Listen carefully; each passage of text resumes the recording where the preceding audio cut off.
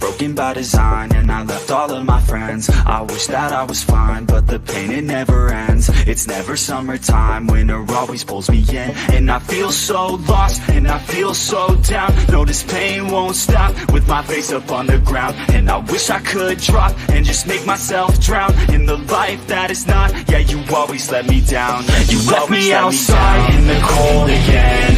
I think I'm alright, but I'm lost within. Took over my life, so it has to end. It's over this time, yeah, you came and went. You left. This program contains graphic material, including offensive language. Viewer discretion is advised. Hey there. Subscribe to my channel. And also press this bell icon. Good evening and welcome back to another evening with us out here on EyeOn Entertainment Network. And over on the left-hand side of your screen, you have your beautiful hostess, Lori. And on the right, you have myself, Bob, and we're out here to spend another evening with you. And hello, everybody. We are back. And we have Duchess discussions with us. Pretty shortly, we should have Sadie and Verdis. And we're going to have another discussion about the suspicious happenings with their son Verdis Jr. And as always, up there on your left, you have your beautiful hostess Lori. You have Duchess right below. Hello. Myself, Bob, and we've got. There they are. There we are. How you guys doing? Good. Well, how are you? Good. Good. How Good you to see you guys? again. Hey guys. Hi. Hi, Mr. and Mrs. Morgan. My name's Duchess. It's nice to finally see you guys. Hi, Duchess. Nice to meet you. Nice to meet you. Nice Can I to meet just, I want to say one thing before we get started. First off, I want to thank God. I always put him first. The second thing is I want to thank all of your support.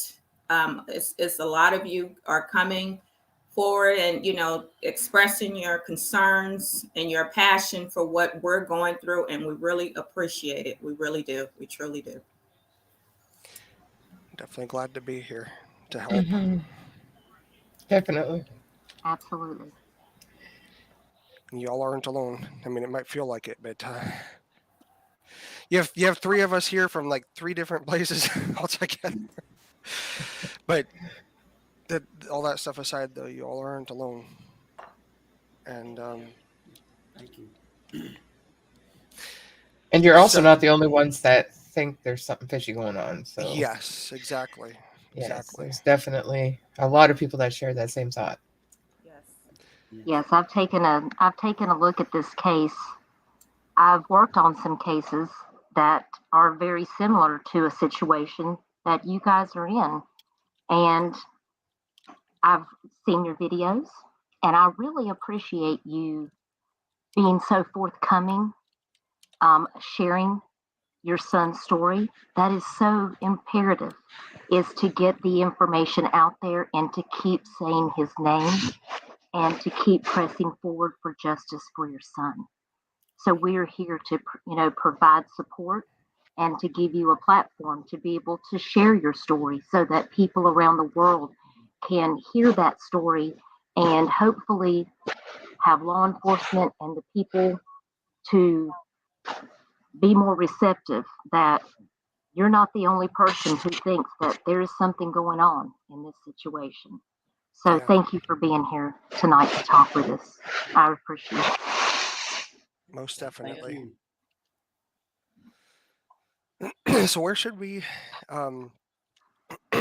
start off here? Well, for the new people, because we have quite a bit of new faces in here, and thank you for coming, by the way. Yes, thank you for being here. Start from the beginning, I guess. Just down on what's what. Yep. So I know you had discussed the situation the last time that you were here, and I'll try to quickly recap if you want, unless you guys would rather just take it away and just go through and explain the situation again. I don't think you have to be as thorough because we can put the link out to the original video, but there are definitely some new faces in the chat as well, and So would you both mind kind of just briefly going through everything that took place? If not, it's totally okay. There's no pressure. Um, on March the 11th, 2019, Verdis Jr. was found deceased in Pinellas Park, Florida. My husband and I traveled to Pinellas Park, Florida, and met with a Detective Matson. He didn't have very many answers, and the information we were given was very inconsistent. We asked to see the Walmart video, the car that he was killed in. We asked to see his cell phone, his ID card, and wallet. We asked for all these things, and we were told no. Not only were we told no about the items, we were also told no that we could not see our son, not even a picture of our son. Once we received the body from Florida in St. Louis, Missouri, it did not look like our son. I called Pinellas Park Police Department, Pinellas County Medical Examiners, the Sheriff's Department. I called everyone about the body we received, and there was never any responses or anything. They told us that Verdis Jr. died from a self-inflicted gunshot wound to the head with a .40. And nothing is consistent. None of this is consistent. And it is more detailed on the videos if you want to go and look at the videos. But it's pretty much what I'm saying. We still don't have any answers. That's shameful that you don't have any answers. When it came to his ID and things, did they, and I can't recall, but did they even have possession of his ID or anything? Well, at first we were told by Detective Matson that he had an ID at the scene. And then later we were told he didn't have an ID. There was never an ID listed on anything. Wow. But in the crime scene pictures, you can see the cell phone. So whether or not he had an ID is still unclear to us. But we were told he had an ID, but we never received an ID, a cell phone, nor did we receive the wallet. Wow. Yeah, and another thing that was mentioned was pertaining to the Walmart. So the Walmart was so Verdis Jr. was helping his girlfriend to move to St. Petersburg, correct? Just want to make sure I remember everything correctly. It was supposedly St. Petersburg. Yes, We but found everything we had connected us back to Tampa, Riverview, right. and Tampa. Yeah.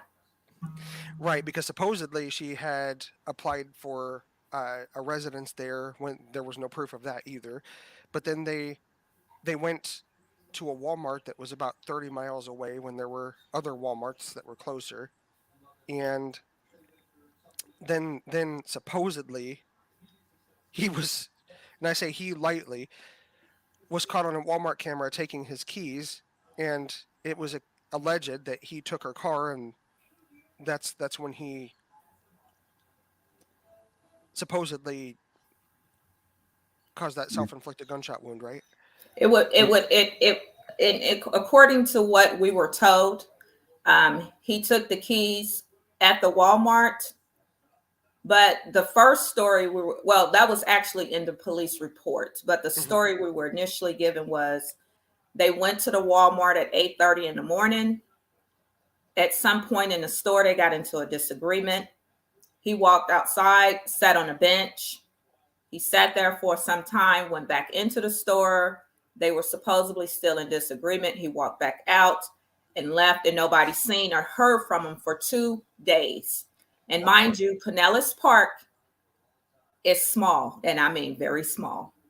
They have cameras throughout the entire city, but for some reason, those 2 days, they wouldn't provide us with any footage from the entire city. Wow. That's weird. Mm-hmm. So it was his girlfriend's car?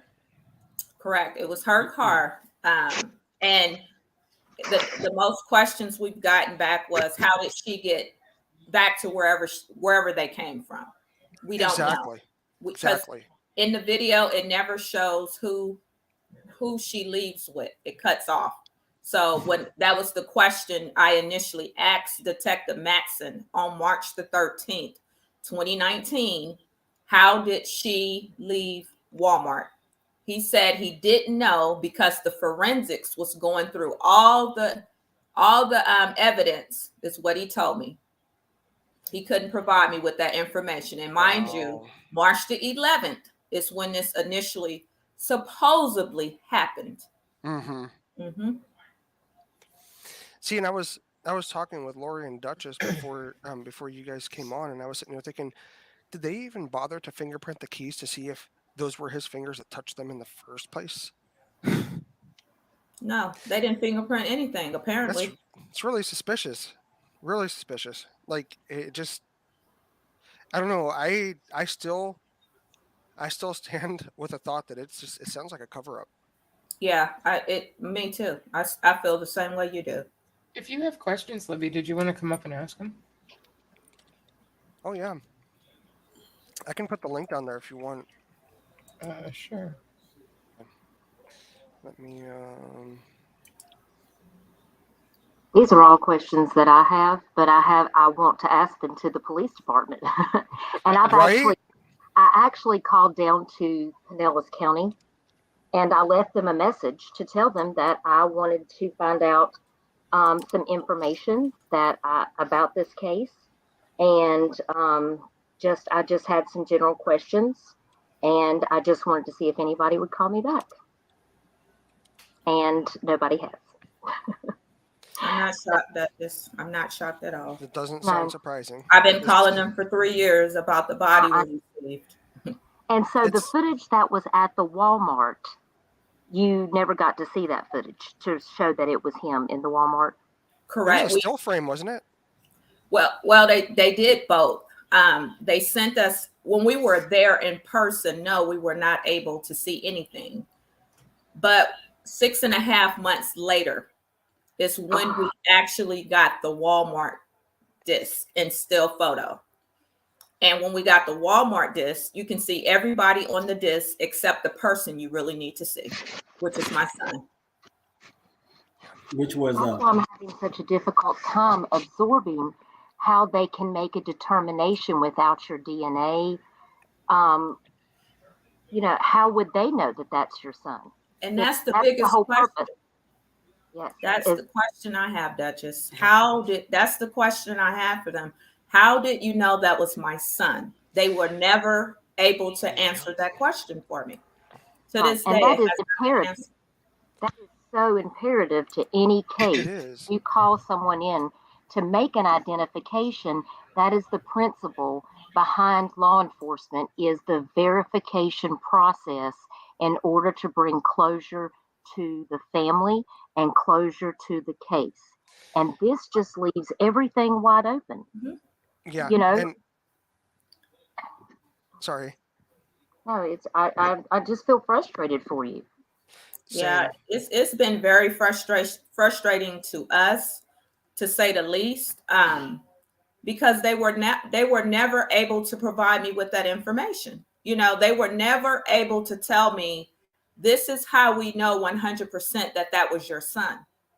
Anybody could have went in at Walmart, especially when you're not showing a face. I know what my son looked like. I know how he walks. I know his body language. I know all that about my son. I didn't see any of that in the Walmart video. None. And the way they shot the Walmart video, they show an arm reaching into the cart for the keys. They don't show anything else. They don't show Verdis Jr. leaving the cart, going to the door. They don't show any of that.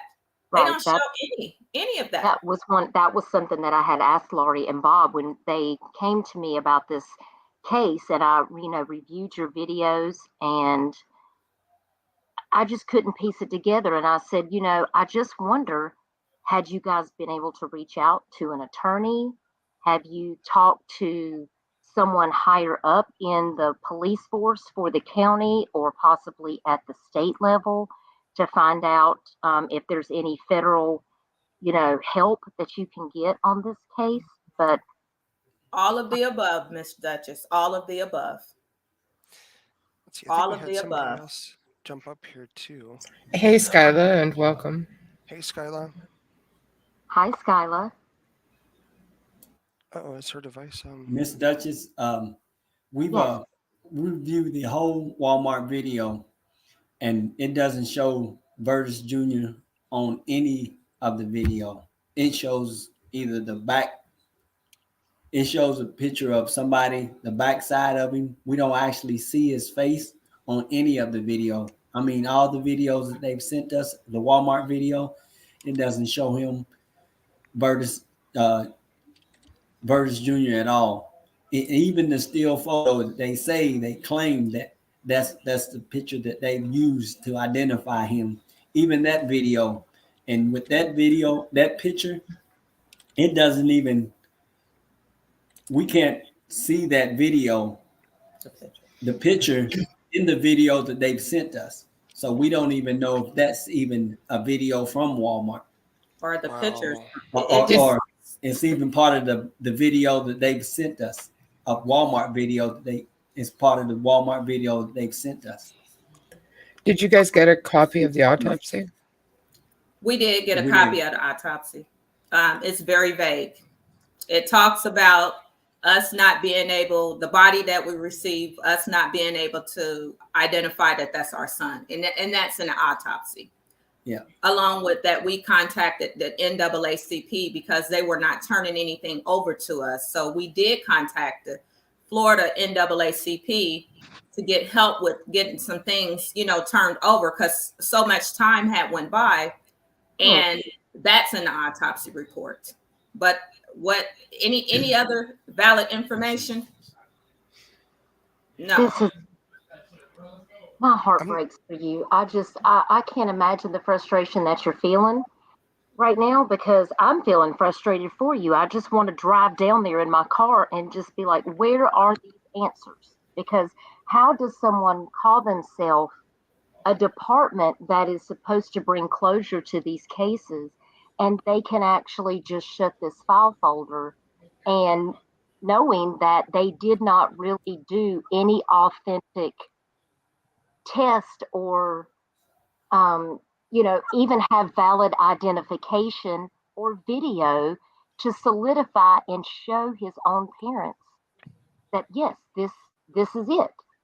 I mean, I haven't seen any evidence at all of anything that they have done correctly, and I feel like that needs to be reported to the professional relations department for the Pinellas County Police Department, because there seems like they have not followed the protocols that I believe are appropriate for a law enforcement department to follow in order to be able to close out this case. I have another question here. Have the parents reached out to any activists? Attorney Ben Crump comes to mind. Libby. Mr. Crump said we needed video. We needed video because it sounded like it was so much going on, and he wouldn't know who to go after without video. Oh, wow. Yeah. Still shows Skyla's here, but I don't know if her device is working. We contacted so many attorneys, not only in the state of Florida. We went to Georgia, we went to North Carolina, we went to Tennessee, we went to Minnesota, we went to Texas, we went to California, Washington, D.C. I reached out to a very lengthy list of attorneys, and to this day, we still have not had any help. The most help we've had was some of them did give information on things that I can request from them. But when it comes to getting the requests that I asked for, none. Nothing moved forward. Nothing. Okay. I'm really shocked to hear that, even reaching out to people in a place of power that see what you're going through has not offered you more help. None. And I just want to say that I'm very sorry. There's got to be a way that we can continue to shed light on this case and be able to. I have to write. I feel like I need to. I'm taking notes right now because I need to send some emails and reach out to some people. My friend Libby that covers cases with me is in the chat, and we've worked on few cases together. We're actually working on some active cases together. And I feel like we're going to need to put our heads together and figure out, what can we do to shine a light on this case to get some people's attention. Yeah, we're actually launching a campaign that's coming up Monday. We're going to get 100 people. So if anybody is willing to make phone calls, because our next direction is going to be the Attorney General out of the state of Florida. I've already contacted the Florida Department of Law Enforcement. I actually had a conversation with them just this past Wednesday again. And he pretty much said he pulled the files and that everything that is written in the police report is consistent with suicide. And I'm going, okay, so you're basing it off what they wrote. If that's what you're basing it off of, I guess it would be consistent with suicide. Yeah. But let's not look at the circumstances. Right. Exactly. But I just have to wonder, what does he think about all of this other, information? Like, I wanted to have my DNA checked because I did not think that this is my son, and they did not want to do that. Or, the video that they said they used to identify him did not even show his face. These are questionable actions that they're using to make. That's how you get your answer, right? Yeah, right. It's like, but his answer to that was, I can't pull that information because Florida has laws to govern, to protect the families. And, it just became, an end conversation because I just felt like it was bullcrap. You are the family. Like, Okay, hold on just 2 seconds. Skyla, are you here? Are we able to hear you? I sent her a message over on Messenger. To see. Well, she unmuted for a second, but. Well, Libby said something I think that's very important, and she says, I bet he'd be singing a different tune had it been his son. Oh, definitely. Yeah. Oh, she says she has it muted. Yeah, you're the unfairness in the case is just, it's becoming a prevalent situation that we're seeing in several cases that are happening. It's not just with your son. There's other cases that have happened. In fact, there was a case just recently that someone that we were, searching for, they'd been missing since 2020. He was found 2 blocks from his house. But he'd been missing for 2 years, and the police, he left his phone, his keys, and his money at home and walked 2 blocks. They did not want to see his phone.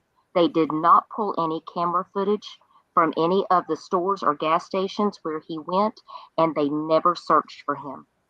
And this is frustrating because we're all human beings and we deserve to know where our loved ones are and be treated equally. Yeah, I totally agree. We deserve the truth. And this is the thing in Omar's case, and they've told us that they had 2 family members go to confirm the DNA. And you both should have had the opportunity to do that. Yes, to that get is how solid verification. Yes, and this just happened. And the sister told me that her and the mother, they did both have to submit their DNA in order to make a positive identification, which is what really upset me about your case, because you offered your DNA to be tested and they would not do it. And that's where I'm like having a really difficult time, because this would be departmental policy to close out a case to, if you have somebody who can verify via DNA who they are, you would want to do that. Right. Their thing was that, and I talked to one of the investigator supervisors just about maybe 3 weeks ago about that same thing. And his response was, didn't you see the tattoos? That was his response. Didn't I see the tattoos? That's not DNA evidence. those tattoos can just be slapped on there. But that's exactly what I told him. I said those tattoos could have been put on that body after the fact. And his response was, "You're right." Do you mind if I show just a still picture of the two? No, you're more than welcome to show. I want to ask every time because I do realize it's a sensitive It topic. is. I definitely get it, Lori. Okay, I'm gonna need a trigger warning from somebody there in chat. Come on. Here. I'm gonna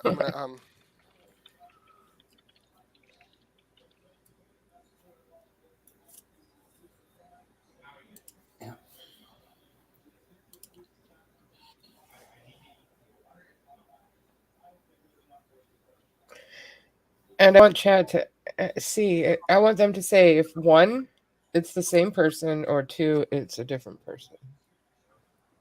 That would be good. Okay. Hopefully, I worded that correctly. I just gotta grab it.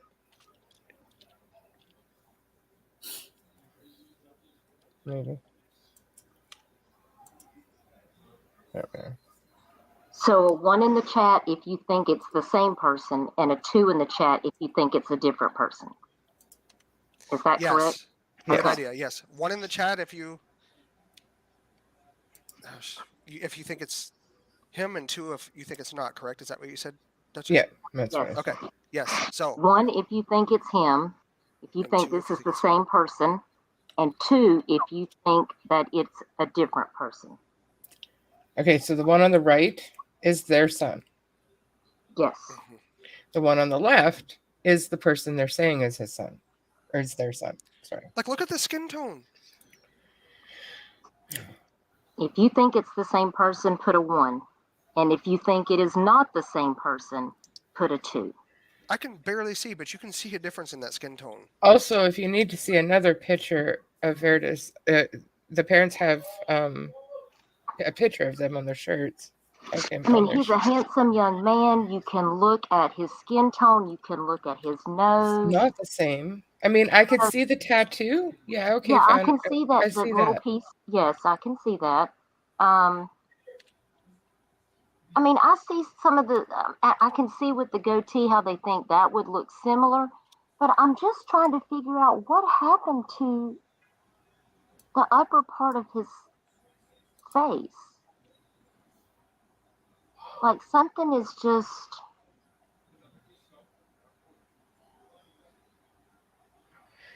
Something, yeah, no, there's.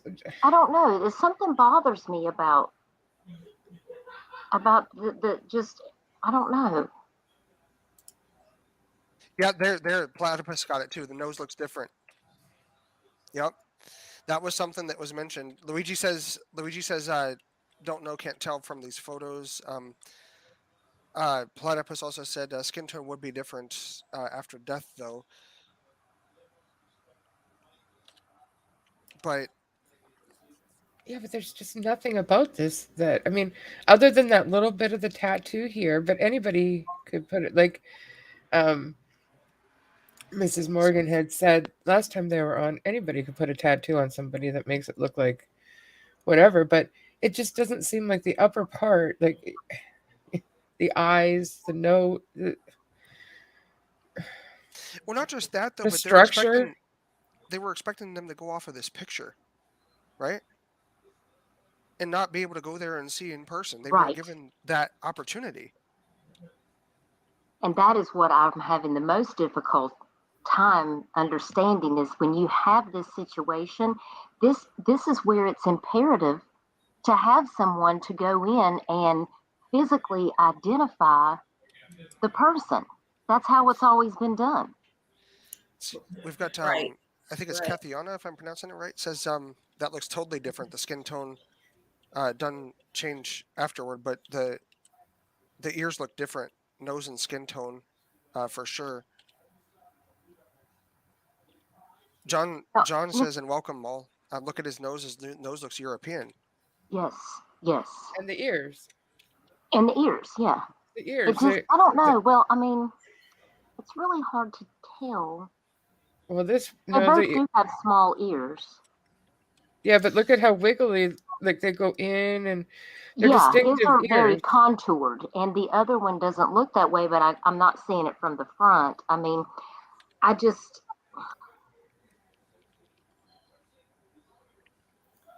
The other thing is with the forensic investigator that I supervisor that I spoke with a few weeks ago, I informed him, as I asked him what was the policy and procedures for us, the family members getting into the morgue.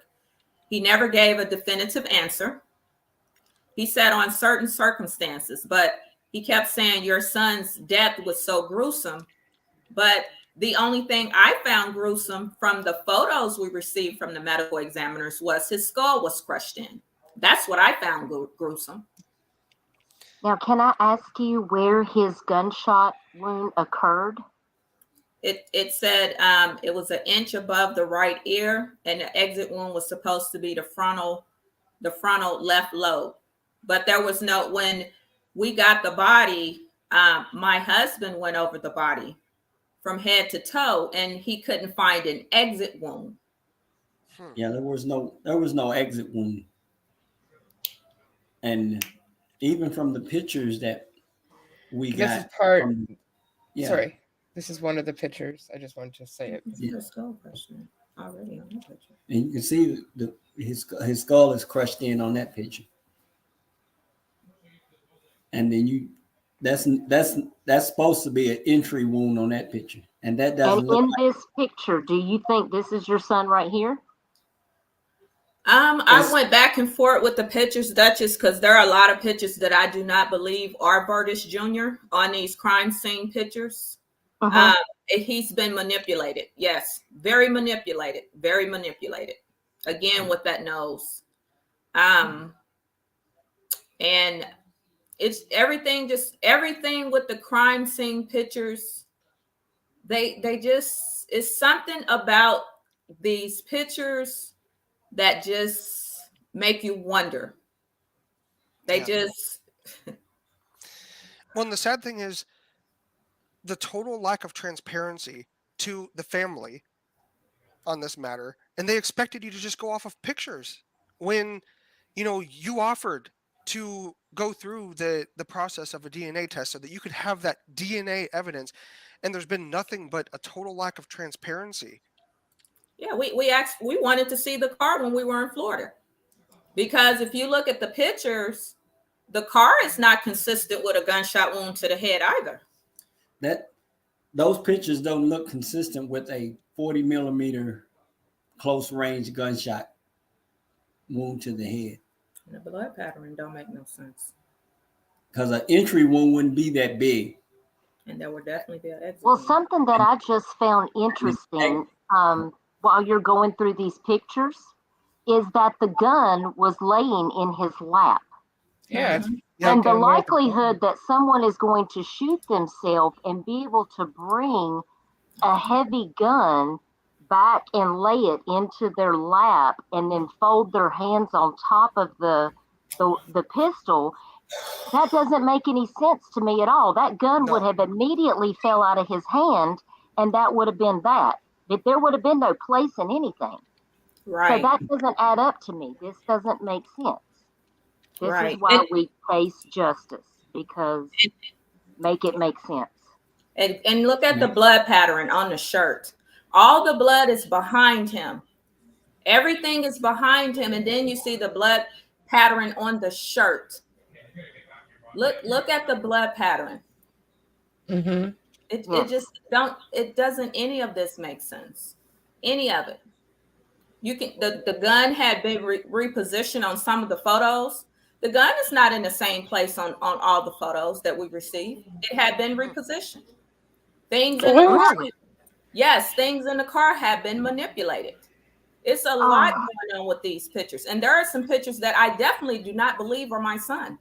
With this whole thing, and from the people that have looked at this, whether it be professionals or just, everyday people, they're like, he was moved around a lot. This is not even done on the same day. I mean, there are so many things that people were able to pick out of these pictures. It's just, this is all very strange, the way that everything is set up. And just when they were going through the pictures just now, like, so many things are just standing out to me that don't really come together for me. And you're going to know if it's, I'm a mother of a 27-year-old, and I'll tell you, I know how my son walks, talks, acts, just the way he holds his mouth, Yep. just every little thing he does. And I'm telling you that if I saw my son in this situation, I would know if it was him, regardless of what had happened to him. A mother knows. Right. Well, I'm assuming this is where the entry wound is, right? This is Correct. Yes. The entry wound on the right side. Okay. Correct. Yeah. And look at the entry wound. Yeah. There is no blood coming from the entry wound itself. I asked him, why is there no blood coming from the entry wound? You know what his response was? Because the heart stopped. So you mean to tell me as soon as supposedly this bullet went in his head, his heart stopped, which we know science tells us something different. Yeah. There will be blood running down the side of that wound. There is no blood. I was just seeing that. There's a little bit coming out of the ear. There would also be blood splatter, it seems like. Yeah, at least more than I'm seeing. I can't see everything around it, but just looking on the shirt, it seems like just because the penetration on the head, I know it's not a very vascular area, but it just seems like that force would have caused hair fragments, or there would be other things that would have been over here on this other side. When you're looking from this side, looking across to the passenger side, it seems like there would be more. Do you guys agree? Do you guys agree that you think that there would be? We agree a whole lot. There will be more than just blood. You're talking about tissue. You're talking about muscle. That's what I'm saying. It's so much that's bone fragment. See, that's the picture that got me. When I'm looking at this, I'm like, none of this makes sense. Nobody is going to be having time to bring the gun down to this position, and he just looks positioned like that. That doesn't. The gun should not be there. The gun would be dropped over in the passenger seat if it happened on the right side and he's right-handed. I make it make sense. Here's another thing about my son. My son was 6'5". He wouldn't be driving that car like that. He would have that seat all the way back to where he was sitting comfortable in that car. If he was driving that car, he wouldn't be all up on that steering wheel like that. Right. You know the little things, because that's how my husband, he has to have things a certain way. A certain way. Yeah. He doesn't drive. He doesn't drive any car like that. And that's not even her car anyway. She had a 5-speed. That's not even the same car. Wow. Really? That's an automatic. Yeah. That's those are the things that they probably didn't think that we knew. But yeah, that's not even the same car. Wow. And the other thing is, there is a Toyota dealership adjacent to that building where he was found at. Wow. Okay, wait. Hold on a second here. Wow. And then the one of the police sergeants in the crime scene disc, because on some of the discs you can hear a little audio. Most of it is muted out. You can't hear anything. She makes a comment about the car and says, the car is dead. I want to know how she knows the car is dead. If the police officers were there to just secure the scene, nobody ever mentioned that they took a pulse. So I'm just assuming they just thought he was dead. So I really don't know about that. But she makes a comment and says the car is dead. And I would like to know how she even knows the car is dead. The only way you would know is you have to try to start the car. Yep. Okay. All of these little things are critical. these things add up. And Yeah, I they add can't up. believe they're not taking this seriously. I mean, they don't respond. I've been calling Detective Matson since March of 2019. He has never returned a phone call. Never. And they keep trying to say, well, one of the reasons why you didn't get into the medical examiners is because it was COVID. COVID didn't happen until 2020. Not in 2019. They can't even be consistent on the lies that they're telling because it's a lie. I saw Dean Lee. Not only that, Miss Duchess, the facial expressions on the body changes. The eyes are open on some pictures. They're closed on other pictures. The eyes have tortoise shade. That's where the eyes are open and the eyes begin to dry out on some of the pictures. And the thing with death, what people don't realize and understand, once that transition happens, you cannot reverse it.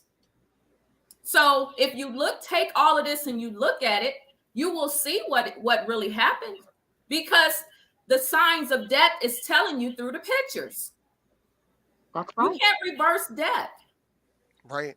That's right. I saw Dean Lee in the chat, and he said, that is not my cousin. Yeah. Mm-hmm.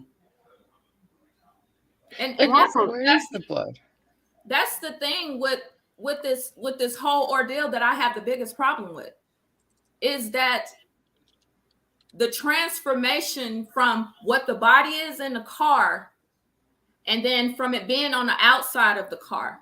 They were only at the scene for 3 hours. They were not there very long. Where is the pooling of the blood that's supposed to be on the back of him? Where is the pooling of the blood? It's on the front of him. Yeah, that doesn't make sense. It seems very staged. Exactly. There's nothing even on the ceiling or on the roof of the car here. Right, and that's what I'm saying. Like, when you look at a picture like that, like, the first thing that I'm thinking when I think about where the entrance wound is, there's going to be more of a splatter on that. I mean, it varies. It varies how far. I mean, there's all types of different things you have to take into consideration. But I just feel like that we would be seeing more evidence of, if we're supposed to believe what their cause of death. Now, John in the chat said, if that is the actual pictures of him at the crime scene, there is no visible evidence of damage to his nose. So why would surgery be needed? That's a good point. And ask yourself that, because the skull is crushed in. He was on some of those pictures. He's already cleaned up.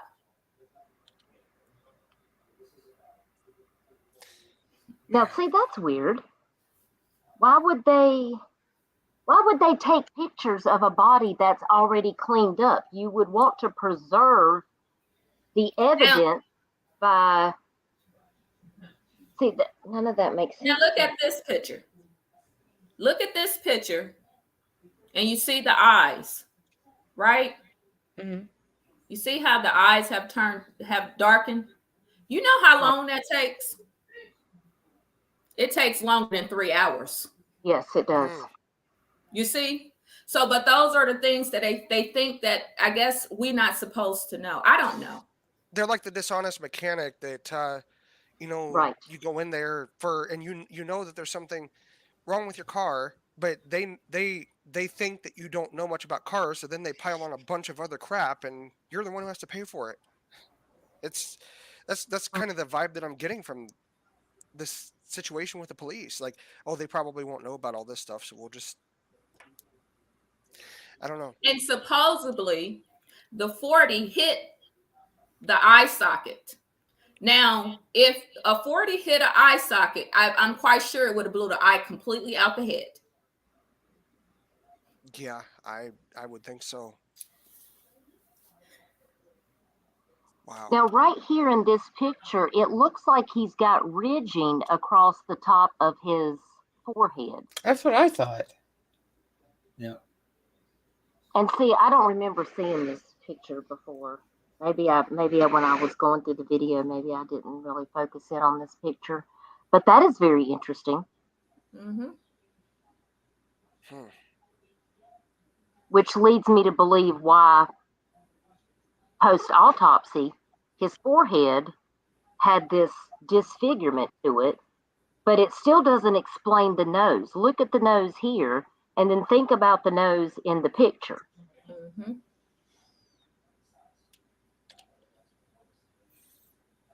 It just doesn't make any sense, and their lack of transparency makes it Yeah, look really at this. hard to Look believe at this any right here. I legitimacy. mean, even his nose doesn't look.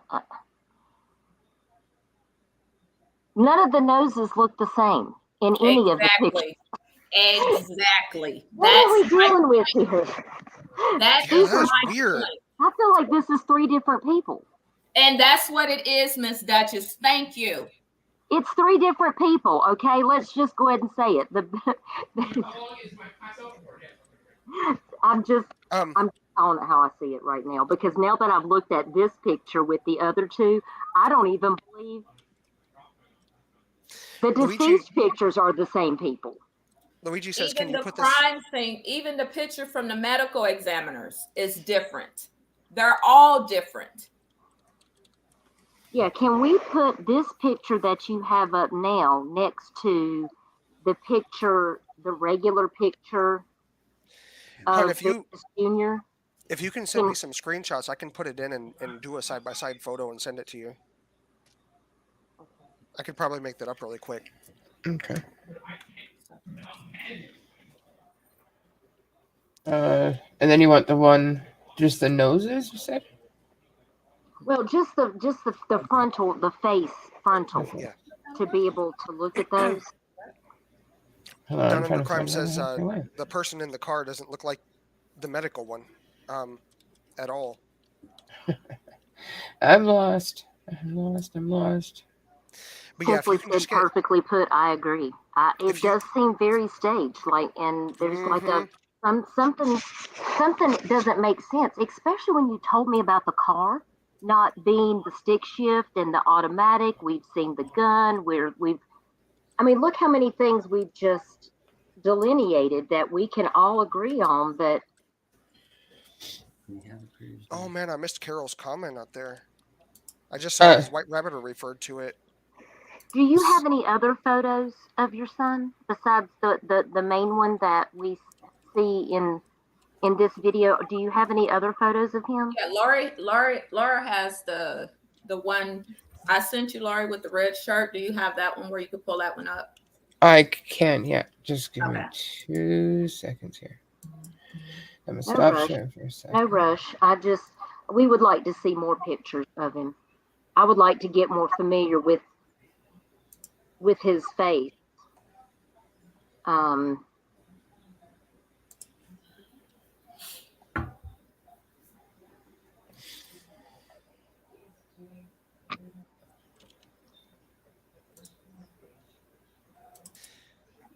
But yeah, I can, if you want, I can just throw some of those photos into Inkscape and put them together. You just let me know the way that you want me to do it.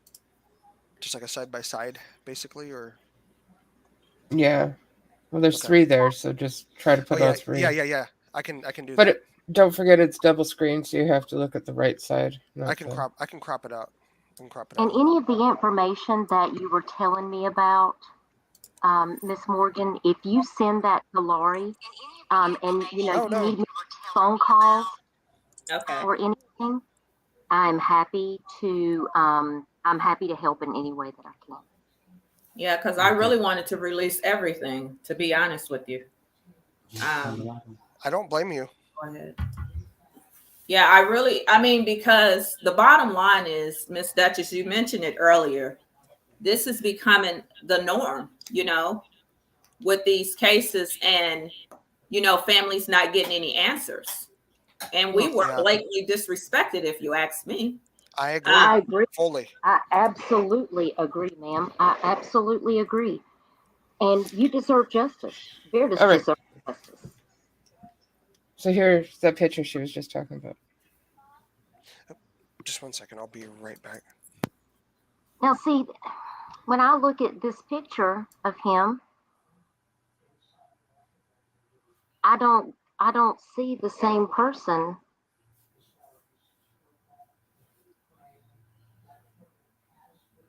as I do in the postmortem photos.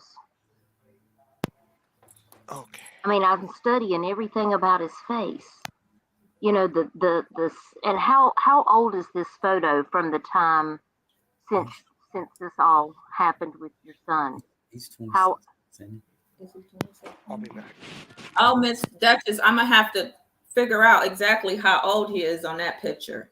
Okay, I didn't know if it was like within like a couple of years before he passed, or yeah, it's gonna be a couple. You know, it wasn't.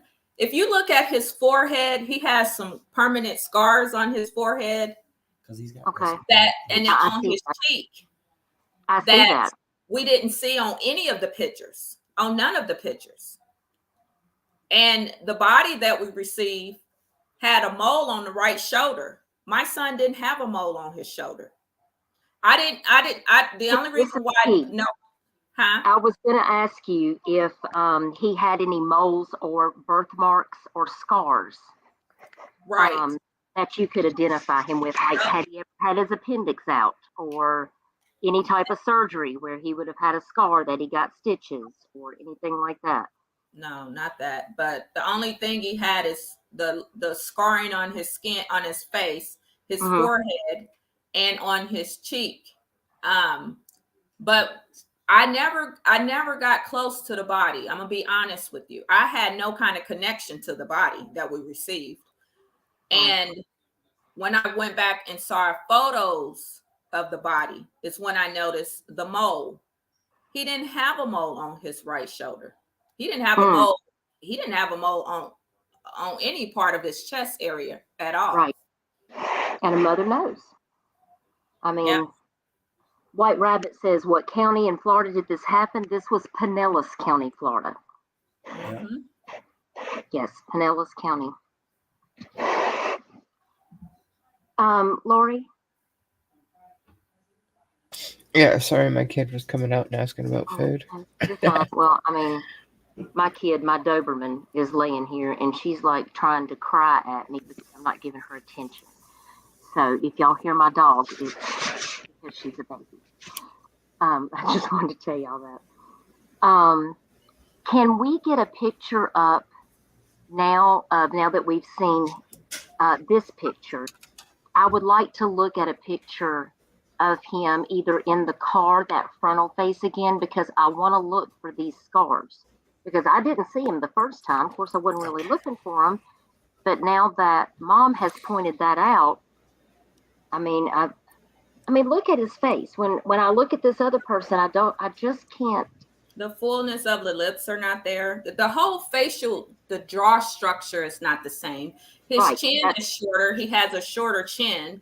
That person had a elongated chin. I get it. Okay, I'm gonna get these into like a side by side kind of thing here. I'm gonna crop the screenshots that Lori sent. Thank you for doing that. Hey, not a problem. It really helps us. I can definitely do some things with the limited vision, and I'll do what I can. Oh, you're doing a great job, Mr. Bob. No, I appreciate that. You're doing a great job. Well, I wouldn't be doing any of it if it wasn't for Lori, honestly. So, because she's the one that got me into. Okay, so I'm gonna crop that. Is there anything else you can think of you want to tell us that we haven't covered that you think is pertinent for anyone that's here in the chat that we might need to know? Anything that you feel like that is pertinent? I mean, me personally, I really want to just release everything we have so everybody can see it for themselves, what we receive and what we've been through. I do not blame you. That's pretty much it with me. If you saw what I saw, this is embedded in my mind forever. Yeah. And it's so much with this stuff. You would have a lot of questions. Oh, yes. A lot. Now, I'm not sure that I would reach out to, but I'm going to I'm going to send a couple of emails and I'm going to ask some questions. But there is a great HBO documentary series that a case that we both covered, Omar St. Hill was featured in, and it's called The Black and Missing. Oh, And wow, it was really? an HBO documentary. It's a 4-part series. Okay. And it talks about just the unfairness, racism, and law enforcement and how cases are treated in the communities, and especially in the African American communities, and how they feel like the cases are just brushed to the side and they're not given the attention that they need and deserve. Yeah. Therefore, justice can't be brought to the families.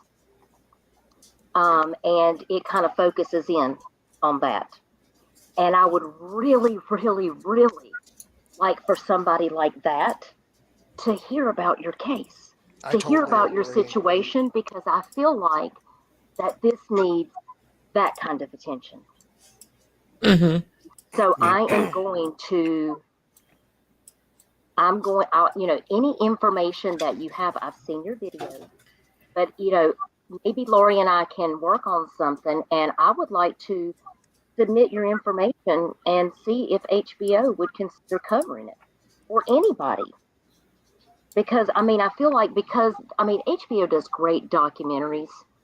I feel like they give a voice to the voiceless. Right. Mm-hmm. And, it never hurts. It never hurts to ask. The worst they can do is not respond. But if you Correct. don't ask, you'll never know. Exactly. I'm with you on that.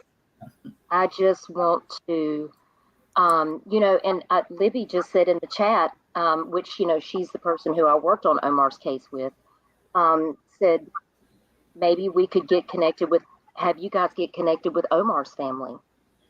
Oh, yeah. That would be great, because Miss Duchess, I've been doing that for 3 years, trying to get connected with other families. Right. He has a Facebook page that his friend, Matt, which I think they call him Half. Yep. Yes. And Omar Sampson, which lives down in North Carolina, but Matt Half is still in New York, but they have a Facebook page, Find Omar St. Hill. I Okay. can message them. We have a group chat with them still, and I can Oh, do message you? them and ask them if it's okay. I think that it would be, they may be a source of strength and they may be a source of help. So thank you, Libby. Love you, sis. Oh, wait, what's this Dean Lee says? Go back to Walmart video where they said he was walking out. That person had on sweatpants, not shorts in the car. He has shorts on.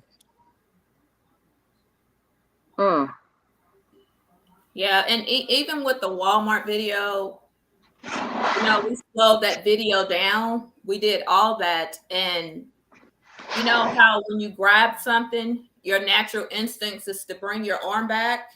Mm-hmm. That didn't happen in the video. Yeah. The arm goes in there, and it looks like somebody passes them the keys anyway. That hand, it's another hand in there, and it goes up, and that hand gets the keys, but you never see the arm go back, and it jumps to something else. Yeah. Man. Hey, on Messenger, do those photos look like they're cropped okay? Oh, hold on a second here. I'm getting ready to put them onto a layer right now, and I just want to make sure that they were cropped all right. If not, I'll Mm-hmm. Okay. All right, then I am going to. Oh, wait. If you haven't put them all in yet, here, add this one to it. Okay. What I did was I downloaded it, cropped it on my phone because it's just faster that way, and then I just put it up there so I can grab it and add that in. So. Oh wait, that one's okay. Okay. I'll do it in like a 2x2 grid. Yes, it reminds me of Jelani Day also, Libby. Oh, that case was just. Sad. Oh my gosh. Put them all together. They probably, Mm-hmm. they probably all look different. Mm-hmm. So, sure this background is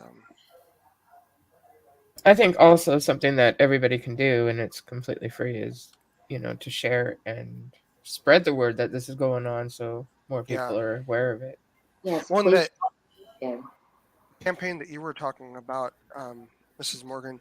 Let us know what to do, and we could always put it out on our community page, and hopefully some others would get involved and make phone calls, because if they're having people calling from all over the country, they're probably going to be a bit on edge, in my opinion. Yeah, no Yeah. doubt. Yeah. Yeah, there are some videos of Pinellas Park. I can send you that information, Laura. You guys can go watch some videos yourself. And wow. I encourage people to do that because those videos were key to helping me come to the conclusion that I did. Because once I heard you speak on it and describe the situation and go through the timeline of events and what you've been through, and then I saw the pictures. Absolutely. Yeah, yeah. My heart broke for you. Yeah. Okay, but I want to know, if that isn't their son, where's their son? That's the question. That is the question right there. That is. Well, I don't know if we talked about this, but when we initially talked to Damon Breton, which is going to be one of the forensic investigators for Pinellas County, his initial thing was to have my son cremated. Yeah. Because we came to Florida from another state, is what he said. I didn't think that was a law enforcement decision. Yeah, it's not. That's not something law enforcement decides. No, they decided enough. If you ask me. Oh, yeah, absolutely. Agree. They stuck their foot in way too far already, and then they want to make a decision. Oh no. Wow. That is screwed up. It is. It's disappointing, really. Oh yeah, definitely. This is why we have to question things. And it's just unfortunate that we're seeing a trend lately of this consistently happening across the board. And I just want to know why. Yep, me too. Why are these cases being pushed to the side? Why are things being left done? There's nothing done about any of these cases. They were just left wide open, and I just don't understand. I don't either. It makes absolutely no sense. So I'm just doing a little bit of work on getting these. Now, I do want to ask you why you guys are working on this, if it's okay. Now, did your son have any criminal background history or anything like that? Any run-ins with law enforcement? Did he have a job? Yeah, he had a job. He did have run-ins, and he had a run-in, and unfortunately, he was in one of those situations where he was with someone. They came back and said, no, he didn't have anything to do with it, but the judge decided to give him 3 months of detention center stuff anyway. So, yeah, so it's one of those type of things. Was he out causing ruckus or trouble? He wasn't that kind of person, He wasn't.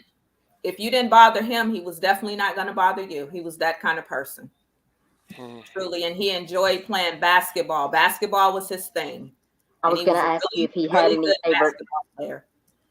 any favorite sports or things that he liked to do, any hobbies, things like that. So right. He was really good at basketball. He can play some basketball. So I think I've almost got something together here. I think they like to cover up a lot of stuff. The more people we talk to, it just seems like it's common. You ask yourself a question. If you look at everything we have, they went through a lot to cover this up. Oh yeah. Yeah. The question this is not just one little thing. This is like a multi-level process. I mean, there's so many things. Yep. Mhm. But why? That's what That we is want the to know. question. Why? Why? Yeah. Why? Why? You haven't heard from the girlfriend, have you? No. No. Did the No. girlfriend say that it was him? We don't know.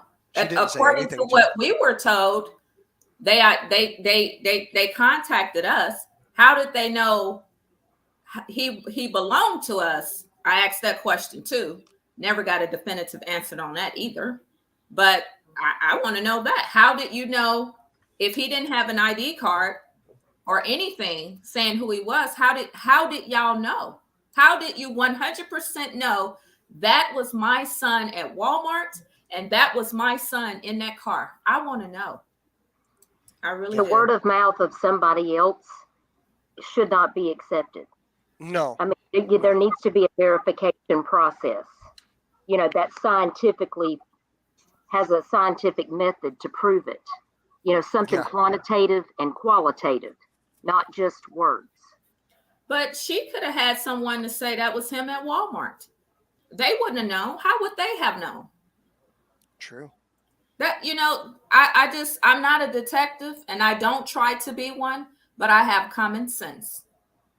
And I know for a fact that anybody can go into Walmart with dreadlocks and an arm and pose as an individual. I know that. She could have had that done. I don't know.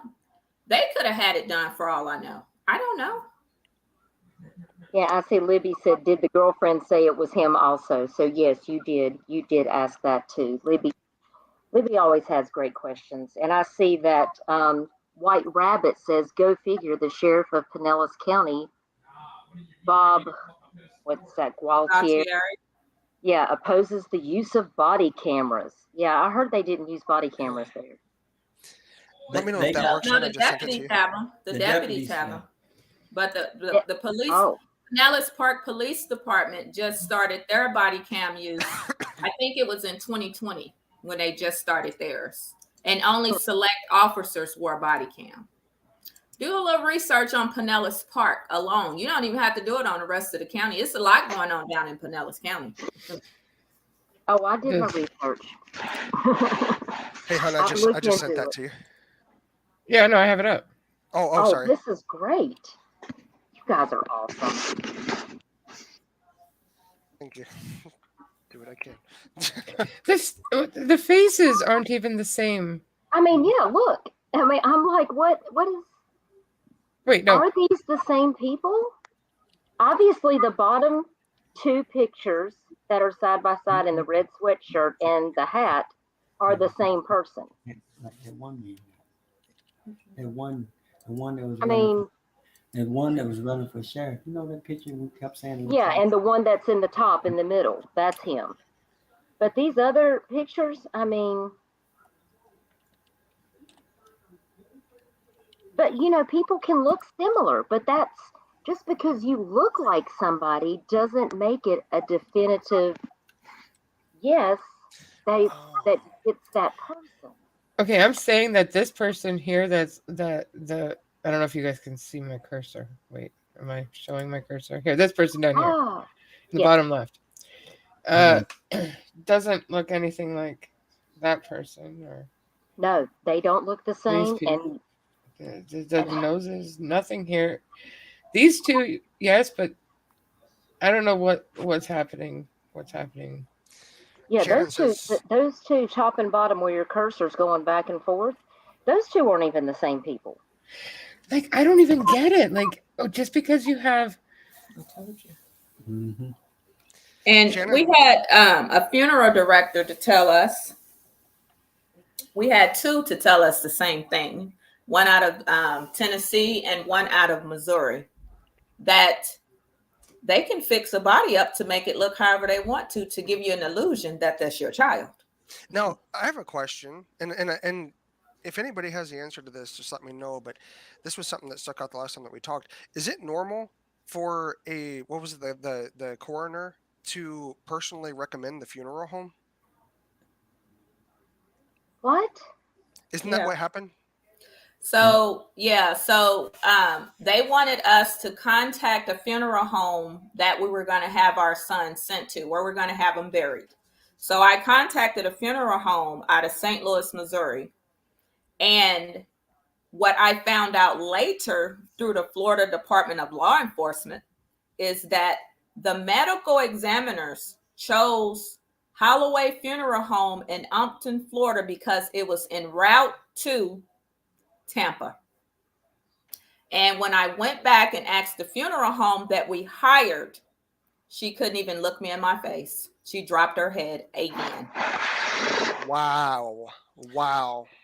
Shannon says, I worked at a funeral home paramedic and saw deceased people in the nursing home. Yes, you can make people look different, but not that different. Wow. And the funeral directors are saying the same thing y'all said. Those are not the same people. Point blank. That's what they said. Now, Hurricane, I'm hoping I'm pronouncing that right, was asking how long she was his girlfriend, but it sounds like that the girlfriend was using the lack of DNA evidence for a baby to hold the child over his head, and he just sounded like he wanted to be a good dad. Yeah. Not knowing whether the child was his or not. But how long were they? I know you said before when we talked in a previous video that they were kind of on again, off again. Right. What about 3 years, 4 years? It was about 3 years. 4 years, probably closer to 4. Yeah, it was about 3.5 years. They were not together even when all of this happened. Yeah. No, we haven't heard from her or her family. Not only do me and my husband know them, but they also know my husband's family. So no one's heard from them. Wow. That's interesting. And I was sad because, had this happened the other way and my son didn't want to make a phone call to Kara's mother, I would have called Kara's mother myself just off the strength of being a mother. Right. Yeah. This is so messed up. And we're not all built the same. Right. Yeah. What's also saddening about this is that, not knowing the DNA match of the baby, you both potentially have a grandchild that you are not being allowed to see. Right. Right. It just,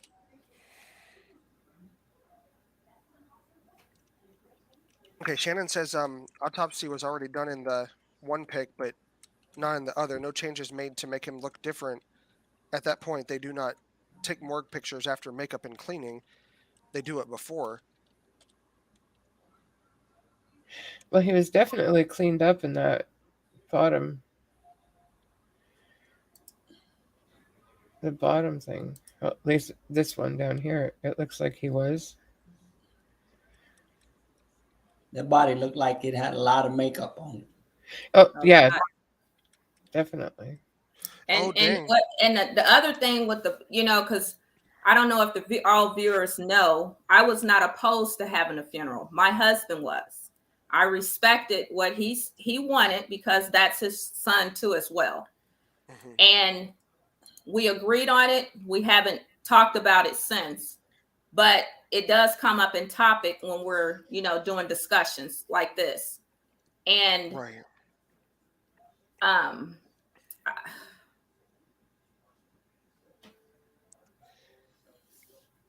You both were. The body came with the makeup to the funeral home from Florida to St. Louis, just like that. And they didn't want to take the makeup off.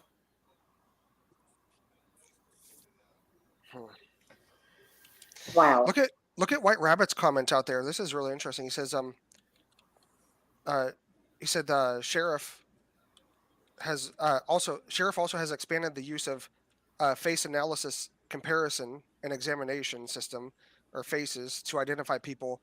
Facial recognition systems have been found to have notable bias against African Americans. Wow. Shannon's wondering if she can come up for a split I second. I put the link in. Okay. They have to embalm before shipping. Yep, they do. They do. And that could give him the But look. they have to embalm before shipping, but they don't have to do anything else. The only thing they were supposed to do is make sure that the mouth and the eyes were closed. But anything else could have been done once he arrived in St. Louis. Wow. I find that unusual. Hey, Shannon. Hey. Hi, Shannon. Hi. So this whole case is all new to me. I didn't see any of this. I was talking to Cheshire, and she reminded me that there was a live going on, and I started looking, and she said, "Do you see that? That's what they're claiming. That's claiming that's his picture, and then that's actually his picture." And I'm looking, and I'm going, no, because even after, I'm thankful that trigger warning's up, but even after post-mortem has started, any kind of bloating, swelling, anything like that, the bone structures are not going to change. This young man that has been found deceased, clearly his nose is much longer, way more narrower, and that's not going to change just after, passing. Not to mention, if you look back at that picture where he was sitting in the car, where you can see the full body sitting in the car, if you look at his pants, his shorts were clearly sitting in a position where it looked like he had been pushed across that seat, like he had been repositioned in that seat. Yep. His feet were all wrong. There's no way after committing suicide, his hands would not be on his belly like that. The gun would not still be on his chest. I've responded to, I can't even tell you how many gunshot wounds. That one, yes. There's no way his legs would not be in that position. Right. His shorts clearly look like he's been moved. The gun in the Nothing hands about this makes sense. Dean said to talk about the gun in the clue on hands the body. definitely would not be where they are. If you commit suicide by shotgun, pistol, any kind of weapon like that, it's immediate, especially where he shot. His hands would be sprawled out to the sides, or if the door was closed when he did it, his arm would have been down between the door. You lose all muscle tension in your body. That is clearly a placed positioning. Yes. Yep. Well, his window, he still has a window too. Something would have happened or You something? would have thought the window would have been broken, or there would have been some damage to the car. There is no blood in the car. It's like clean. Notice the bulge in his shorts right there. Doesn't that look like a wallet? Yeah, right here. Yeah, it does. Yeah. Now, is that what Dean was talking about, the clue on the body? Dean was saying talk about the clue on the body. I did notice that he had a knot on his arm too. Mm-hmm. In the one picture, on his right arm, it looked like there was a large cyst or a large swelling on his forearm. Yep. In that one picture. But Shannon, do you work as a paramedic? Do you work in the medical field? I don't currently. Ever since I moved to North Carolina almost 5 years ago, it doesn't pay down here, so I can't really sustain life with my family. Girl, I know. I did it for several years in New York. I was a nurse for almost 20 years, so I get it. I get it. So that's like, I'm just using my experience working in the medical field, and you see things, you know what adds up and what doesn't. I mean, yeah, I can't watch like EMS shows or anything like that, even though I love to watch them. I'll sit there and cuss at the screen like the guys do to the football games, because I'm like, that's not how you do it, stupid. Right. You know, my husband gets a kick out of it. It's pretty comical. I'm sure that somebody should probably record me when I do that, but this whole scenario is it's all wrong. Absolutely all wrong. Yeah. Especially the positioning of his head. If nobody else repositioned him, his head would not be in that position. You're not able to hold muscle the way that it looks like he's holding his muscle. It looks like he would have flopped forward. Exactly. Or off to the side. Right. They probably, when they opened the door, he would have fallen out. Exactly. Now, that's what my mother said. Did they Nobody- say how long this individual was deceased in the car when they took these pictures? They told us that a lady went for a walk at 12. She came back at 3 again. The car was still there. The windows were rolled up. It was hot outside and it wasn't running. So they called for a welfare check. What time do we have? We don't have no true time. So they got why out. is the emergency brake on and the passenger seat pushed forward? That's a good question. Good eye, Shannon. If y'all saw everything Because that it makes it look like somebody was in the back seat. somebody was in the back seat. Yep. And if somebody was in the back seat, they could have pointed that gun at his head and then got out of the car and left. Not only that, the so-called casing from the gun went to the back floorboard of the passenger side. What kind of gun was it And that they look at retrieved? where that port is on that gun. So it was a 40 millimeter. Do you know what kind? Smith and Wesson. Yeah. I have the information. I don't. There you go. Hold on, I had it here. It's hard to. It's hard to get it right on it, I know. There.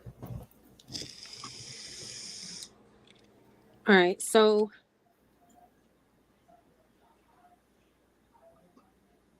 I'm kind of wondering how that kicks. I mean, I'm assuming with it being you said it was a 40 or 45? A 40. It kicks. It kicks. It kicks to the right. The shell kicks to the right. Oh, you talking about the When it ejects the casing. the casing ejects to the right. Okay, well then obviously that wouldn't go in the back door in the back seat. Right. Yeah. I said the same thing. Skyla sent me a message and she said that there are 3 little holes in the shirt. She's not able to talk on microphone because there's a lot going on at her home right now. But she said that there are 3 little holes in the shirt. I believe is let's see. I noticed that too. And the whole position of his right arm, Oh, wait, that's that Gloria. gets me every time. Yeah. Is the position of his right arm. It would be over in the seat along with the gun Right. because he would have just automatically released it. Because the And that body gun would have shuts went flying. down. The body shuts down. That kind of trauma to the body immediately shuts down. You're Yeah, not he would have dead, been but the sprawled. body shuts down. We're talking about instant shock. Right. You know? It So- shuts down. He would have been That brain was- dead immediately, and there's no way that he would have been that formed in positioning. Right. Absolutely Exactly. not. That's what I had said, Shannon, when I first saw that picture earlier in this chat. I said, there's just no way. This is a whole staged thing. Why is the gun in his lap? That doesn't even make sense. I just can't believe they think that people don't notice. No, and then in order for you to have him exhumed to be re-examined and prove anything, they're going to make you come out of pocket for that, correct?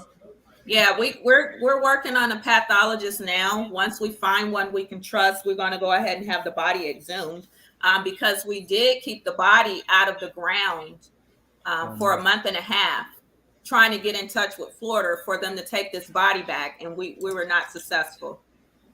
Well, hopefully when you sue the tails off of whoever is involved in this for making you come out of pocket for a funeral and a burial for someone that's not your child, hopefully they do what needs to be done with whoever's family member this is. No kidding. Yes.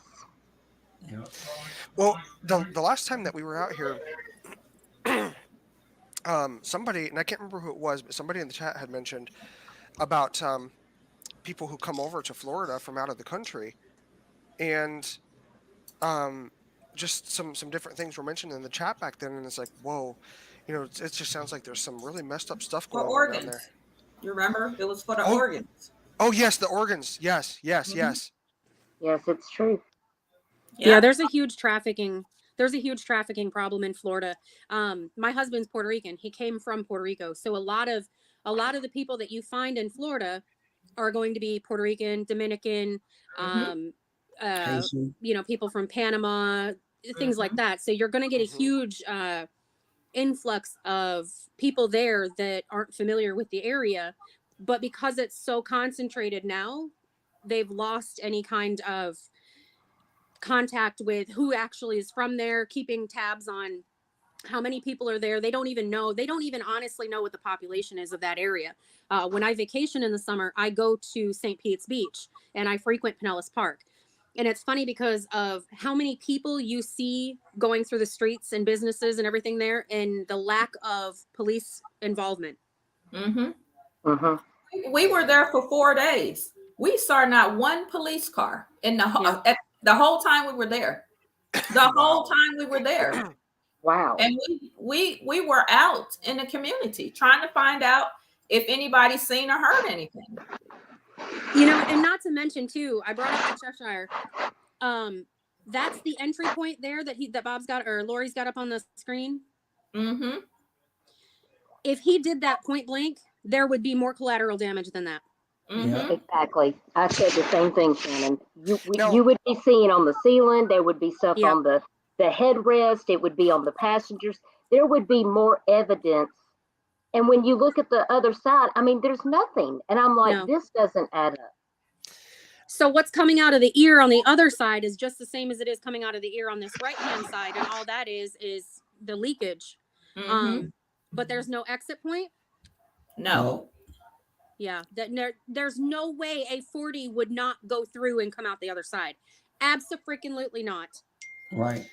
Now, another thing, a little bit unrelated to this at the moment, but you were mentioning about the woman who was out taking a walk, and I think that the last time that we talked, you had said that it was stated that she takes a walk every day around that time, and when you guys were down there were no signs.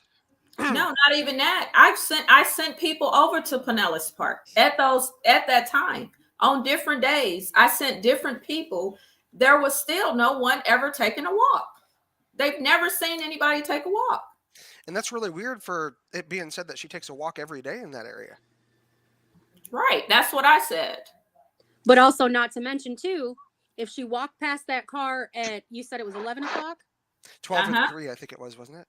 Yeah. If she saw that car sitting there, those windows are not that dark tinted. And a dark-skinned man sitting in that position in that car, she would have seen him, no welfare check needed 4 hours later. True. Exactly. True. Exactly. It's like I said, if y'all saw what we have, you would just shake your head because it's worse than what you see. And you already think this is bad. It gets worse. Lord That's Jesus. Crazy. Simply said, perfect put, says Cyril Weck, best pathologist in the country. He will take cases for free to get justice. There you go. Okay. That's great.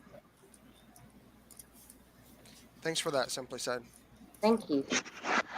So if you stop and think, I know Cheshire said that you guys were on panel talking about this case a short period of time ago as well. But if you stop and think too, Bob and Lori had premiered a black man from New York that his case, he come up missing. He'd been missing for almost 2 years. His case was swept under the rug because he was a black adult male. All of us kind of rallied together and got it pushed out as far as we could onto YouTube. And then finally the news picked it back up, and they ended up finding his remains last month, and he was identified and laid to rest. The news media hasn't even given you guys a chance, though. Nope. Not none. Not none. Especially down in Florida. You mentioned that they... Sorry. No, go ahead. I was going to say, you had mentioned that they had sent a reporter out there and basically there was nothing to report. Something along those lines. No, correct? they didn't. No, Tampa. I called Tampa. I called Tampa Time. Okay. I called them. I called them back in April of 2019 just to find out, because everybody was online trying to find my son and nobody can find any information about him.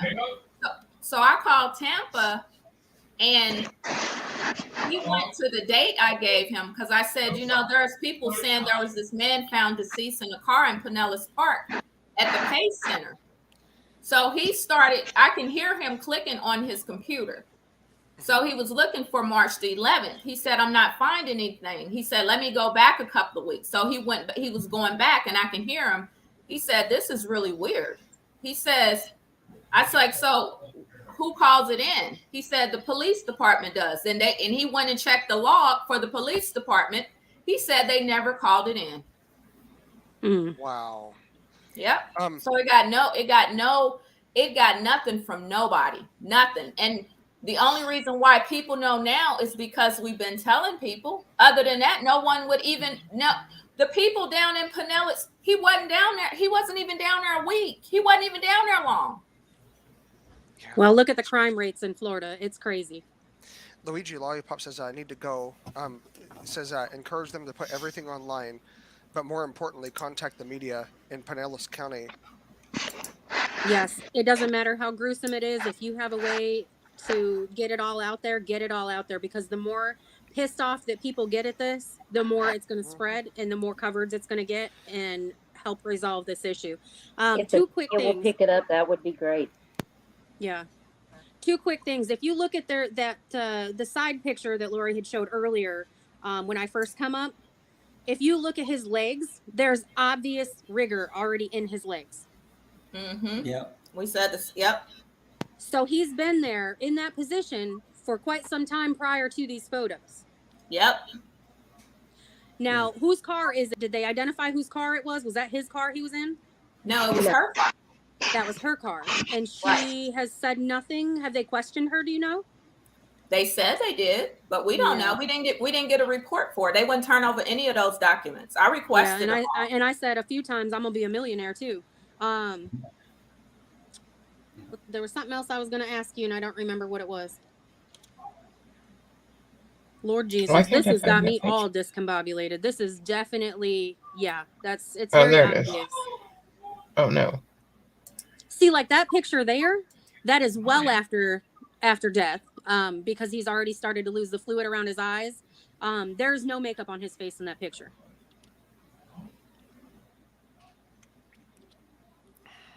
Oh, that's somebody else. The makeup that you use when you're working in a funeral home, it has a base liquid. And then, so I had a guy he shot himself. He committed suicide in Louisiana, and he was originally from New York. We had to have him shipped to New York. That's what it was. We had to have him shipped to New York. And what they do is they hand the person off from the morgue to the receiving funeral director. You have to pay for the certificates and everything to get him or get that person to whatever state they're going to. They do the very minimum, almost a half embalming, because if they're not the ones getting paid, they're not going to do the full dress. So they'll do like a half embalming. They'll put them in a pine box. It literally just looks like a garden box, and they'll ship them via airplane. So you never know when you're flying on a plane if there's a dead body underneath you in the bottom of the plane. Wow. Right. They will fly them back to their home state, and then when you get them, you then have to go through and re-embalm them, redo everything. And 9 times out of 10, especially in the Florida area, depending on how humid it is when it happens, because they're not fully embalmed, when you get them back, they've already started to decompose. So I'm trying to think of a non-gruesome way, but I don't really know that there's a non-gruesome way to say all this. The one that I had received had shot himself. Half of his face, you couldn't see it. It was gone. We had clay that we had placed in there, and then we put the makeup over top of it. He still looked like the same person, but didn't look as he did when he got to us. But when we got him, he had started to mold, I guess you could say. So we had to then re-clean him and everything else. Because when somebody decays, regardless if you've been embalmed or not, when a person decays, they decay from the outside in. Because the embalming fluid then preserves. I'm sure you've heard of people that are alcoholics, pickling their liver and things like that. That's kind of the same idea. Embalming fluid, they don't use the same stuff they used in the past, but this one's a little less toxic to people around it, but it'll still pickle your skin if you get it on your hands or anything. So anything that's on the outside is all bacteria. If you spray cologne on them, or, if there was still anything in their pores. But his body, the one that she had showed a few minutes ago, his eyes were already sunk in. Typically you put eye caps on. So they hadn't done anything to him. Eye caps are just plastic caps with almost little nipples on it that you put under their eyelid, and it holds their eye form. They hadn't done anything to him there. And if you look at the forehead, you could see the discoloring and things like that there as well, the pooling of the blood. He hadn't had anything done to him. So there's no way that they changed him to make him look like your son. Wow. Wow. So you're saying that was just a completely different ass dude? Yeah. Yes. Wow. Yep. Yeah, that was not made up in any way, shape, or form. They would have made him look completely different than that. Yeah. Also, all they did was put them tattoos on him to make him Yeah, look like. I mean, somebody's Wow. doing some bomb ass tattoos after death, apparently. I guess, huh? Wow. Dean's asking, what's that line by his stomach? Oh, I'll go back to that. Oh, sorry, Cheshire. I'm praying for you. What happened? It's funny because in the sunroof, I thought I saw some blood spatter, but at some point, Lori had switched frames, and you could see it disappear. Yep, it just disappeared again. I mean, that was that, and there's just so many things that don't add up. Yeah. And I'm like, where is law enforcement on this? How can they reconcile this case? There's just so many open ends. Mm-hmm. It just seems like they're trying to make it go away. Right. And that's what I said in believe chat. there's something that's happened. Yeah, I didn't get to read that out, I don't think, Shannon. But yeah, that's what Yeah, that's I was what you were telling saying. Cheshire, I wouldn't be surprised if this was a cop-involved shooting or something, and they were trying to cover something up. And once he's buried and he's gone, then it's gone. Everything's gone. They're And what better way? Yeah. Sorry. Must have been before this. Yeah, it's like, what better way to do that than to have the body taken out of state? Have it claimed and have it buried by a family. Yep. And sadly, it happens more than you think. Look at how many people have said, oh, that wasn't my son. How is my son being claimed by somebody else now? And there's a lot of bodies that have had to be exhumed because of this. And it's very, very expensive to exhume a body. Right. There's a case in Tennessee right now with Aaron Shane Key, where they have a GoFundMe. There's actually a petition on change.org to have his body exhumed because the police say that he committed suicide, but he was a confidential informant and was found dead in the house of the place where he's a confidential informant of all the people. And there was like 10 people there. His dad dropped him off and said, I'll be back in 30 minutes to pick you up. And in 30 minutes, he had supposedly hung himself. Anybody that's going to hang themselves is not going to be like, hey, Dad, come back and pick me up in 30 minutes. Exactly. Well, and like with Verdis Jr., you both had mentioned that he had a job that he was to come back to. He had some things to come back to, and he had plans to go forward in his life. And somebody who has those plans to go forward in life, they aren't going to take their own life. Right. So that white line across the belly almost looks like a surgical wound, like where that person had surgery at one point. But if you look right below that, there looks like a scratch underneath between the line and the belly button. Yeah, and wait till you see the other pictures. Wait till you see the other pictures. It gets worse. And rigor mortis is clearly set in because that's where these blotchy areas are that cover the nipple and goes down the center. Yes, that is, because that's where the fluid is changing. Yep, the blood pools, and he was sitting up, so. Yeah, but so there's no correlation to MOB on the neck there? No. Gloria, it's in the car picture. It looks like there's a tear going down the face, and looks like he. Whoever that person is does not look like they take very good care of themselves, only because their hair would have been done up. That's a very long grow out from the time he did the dreads. This is interesting. So what Gloria said is that it looks like that there's in the picture with the car. She had asked about going back to the picture with in the car, and it said looks like there's a tear going down his face, and looks like he has. I did see the tear on his face. Looks like he has makeup, and where is the mark on his face? Exactly. That is makeup, and that tear goes down on that face on a couple of pictures, and it's gone. It's not on all those. It's not on all the pictures. Yeah, it's on that right side of his face when he's in the car. You can see a tear. It looks like from his eye. Right, and they had some kind of sunglasses or some kind of something almond shape. You can see you can see that they sprayed him with something. And And the 2 marks that you said that he had on his face, the 2 scars, when we look at his pictures, the pictures post-mortem, that person doesn't have the 2 scars, on the one on the forehead and the one on his cheek that we saw in the picture with the red sweatshirt. Mm-hmm. He looks in that picture like he's got bruising from prior to being deceased. The right eye is puffy underneath, but not, doesn't seemingly look like the left eye is. And then even post-mortem, you're not going to have bruising quite like that on your forehead unless there's some kind of a altercation to cause. Yeah, you if you saw the, and that was the thing when I talked to the investigator down there at the medical examiners, I asked him to explain the bruising all on his body. It's not just on it's on the back, it's on the front, it's on the face, and he tried to tell me that's because it's the way the pictures was taken. It was the lighting. I said, no, those are cherry red. And to be honest with you, it looked like he was at the medical examiners first and then brought over to that car, is what it looked like from what we have. This is some CSI shit. Y'all could be the judge of that. I'll let you guys judge that. But that's what it really looks like to us. That it looked like he was at the medical examiners and then he was brought over to that scene. And that's you in the video there with the beanie on?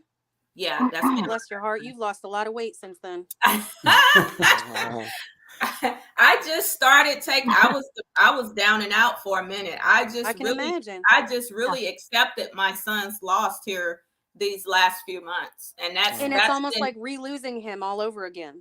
Yeah, that's what's giving me the strength. That and fasting. I had to fast. But I was no good. I'll be honest with y'all. I was totally no good because all I kept hearing was no. Or if I heard anything, people kept saying it's a cover up. It's a cover up. But what do we do? Who does anything? I was done. I'll be honest with y'all. No, it's understandable. It's understandable for that way. I mean, you feel hopeless because you need help and all you're getting is words. Well, make sure you're taking care of yourself too. You've got to take care of yourself. I did come to terms and acceptance that my son is no longer here. It took me it took me a while to get to that point. The acceptance of accepting his death. I mean, I don't like how it was done. Don't get me wrong, but I did accept the fact that he's no longer here, and that's helped me a lot in a lot of areas of my life. Hey, did you reach out to the state attorney in Florida at That's all? our next step. That's what we're doing next week. Okay. Yeah, Dude, I'd reach out to DeSantis while you're at it. We did. Absolutely. We did early on. We did in the very beginning. Yeah, and definitely, DeSantis please. didn't do anything? We will Some of email. them people we didn't even hear back from. Some of them didn't even. A lot of them didn't even return phone calls. Wow, that's shitty because DeSantis is he's very proactive on things. Dean says show pictures of his back. You can send me pictures of his back. Hey, Duncan. I don't know if this is in that He video. said he might have. I mean, I don't know. Are they in that video? I don't remember seeing anything in the video. I'll check though. I can't remember exactly what all pictures were put in that video. I can't even remember. Bob and Lori, did you direct them to also add their information to that Facebook page that I added you guys to for the people that were found but not identified? The missing? No. I'll send a link to that group. Okay. It's a unidentified missing persons. Yes. That That's a might great. be. Yeah. Hang on. I'm gonna. And you can post pictures post-mortem on there as well. Okay, great. I'm gonna go back and do the replay on this. So because I didn't take, I brought paper to take notes, but I didn't. That's a good thing about videos. I'm gonna go back and do the replay and get all the notes that I need off this video. Also, so was this the car after he was found? Yeah. See how shiny it is on that picture? And this is not actually the girlfriend's car because you said that this was an automatic and hers is a 5-speed. Right. But this is what they passed off as her car. But Wow. what Well, I there was had to going have to been say, registration. in one of the videos, I mean, not in the videos, but in the photos, the car is clean and it's unclean. You'll see it for yourself. Man. Shannon, Another I don't know good if one, you were here too, is- earlier. I was going to say there's a Toyota place Right there. right there at the where this car was, Yeah, just right around the corner. A it's not place even- where they it's- sell them. Right. It's right there. It's right there. You can see the Interesting, surveillance huh? cameras that's pointing right at the parking lot where he was found. Don't you think that's interesting, Shannon? The whole I- thing. The whole whole thing is thing, interesting. yeah. Yeah, no kidding. My gosh. Another good place to try to get his information on would be Black and Missing. Right. We were telling them about the Omar case before you had come on. We were talking about the Omar case and explaining that this case reminded me a lot of that situation because the police didn't do anything for his case either, and he was found just 2 blocks away from his home 2 years Yes, later. ma'am. And I think Lori and Bob are going to try to put them in touch with maybe Matt and Omar Sampson, because I feel like it would be good to have that support. And maybe if they were able to reach out to some people, you know, or talk to the media and say, this is a story that needs to be heard. Somebody might listen. So I think it would be a good idea to have that support system of Key and Matt and Omar. Only thing is that they struggled as well with trying to find an outlet to get Omar's name out there. True. So they may not be much help in the way of outlets for that. Is that who they're saying is him? Yeah. Okay. I just sent a message with that group. It's called Unidentified and Unclaimed. I just sent that into the messenger chat that we're in together. So on this picture that you're looking at right here, why does it look like his arm is limp as if he's deceased? And that's what I said. It looked like it. I said oh my God. I tell y'all. It's been a revelation being on here, hasn't it? I'm like, I know somebody has to see what I see at some point. And that's what I said. That's what the still photo looks like. The still photo looks like the body we received at the funeral home. And he's lighter skinned in that picture than your son. Yeah. I don't understand how they can make a definitive confirmation that this is him off of a picture like this. This makes no sense. Yeah. That's and what not to I mention said. That's different clothing. If what I'm seeing, I can't tell if that was just a residual from the video moving or if that's like a ripped shirt. It's already ripped. Yep. You're right. Because I didn't know if it was maybe his dreads that were, a residual from stopping the video where it's at. Yeah, something's not. Do you recognize the girl he's with? That's the girl. That's Kara. That's her, but that's not going to be him. And then I wanted to release the complete Walmart video, okay? Because when you release the whole Walmart video, you'll be able to see it yourself. You will see everybody on the video but him. But not only that, the video is so edited. It's not. You know how when your cable go out and you get them little square boxes all over the place. Yeah, that's what the video looks like. And you'll see for yourself. They show everybody but him. They don't show him and Kara coming into the store. Walmart have cameras outside the store. They don't show them pulling into the parking space. They don't show them getting out the car, walking into the store, walking through the store, going to they don't show any of that. Now, Miss Morgan, do you both do your own video editing, or does somebody help with that? No, somebody's been helping us because we're not. I mean, we know a little bit, but we don't know a lot. The reason I asked was because if you didn't have any help, we could try to put some stuff together with pictures and with the footage and stuff. Okay. And I mean, I can definitely try to put help in on the weekends. Okay. Or a little bit, after work or whatever. But we could try to put something together. I mean, I'm not an expert at video editing. I think Lori is better than I am, but but we could definitely put something together. Okay. We definitely appreciate it. I just want to release the Walmart video. I'm gonna be honest with you, because the one thing I know about YouTube have its own CSI people, and they will dissect everything. I know that. Yep. We've definitely seen that. And it's hard because you got to be careful, because there are some people out there who act like they're dissecting stuff, but they're just trying to exploit.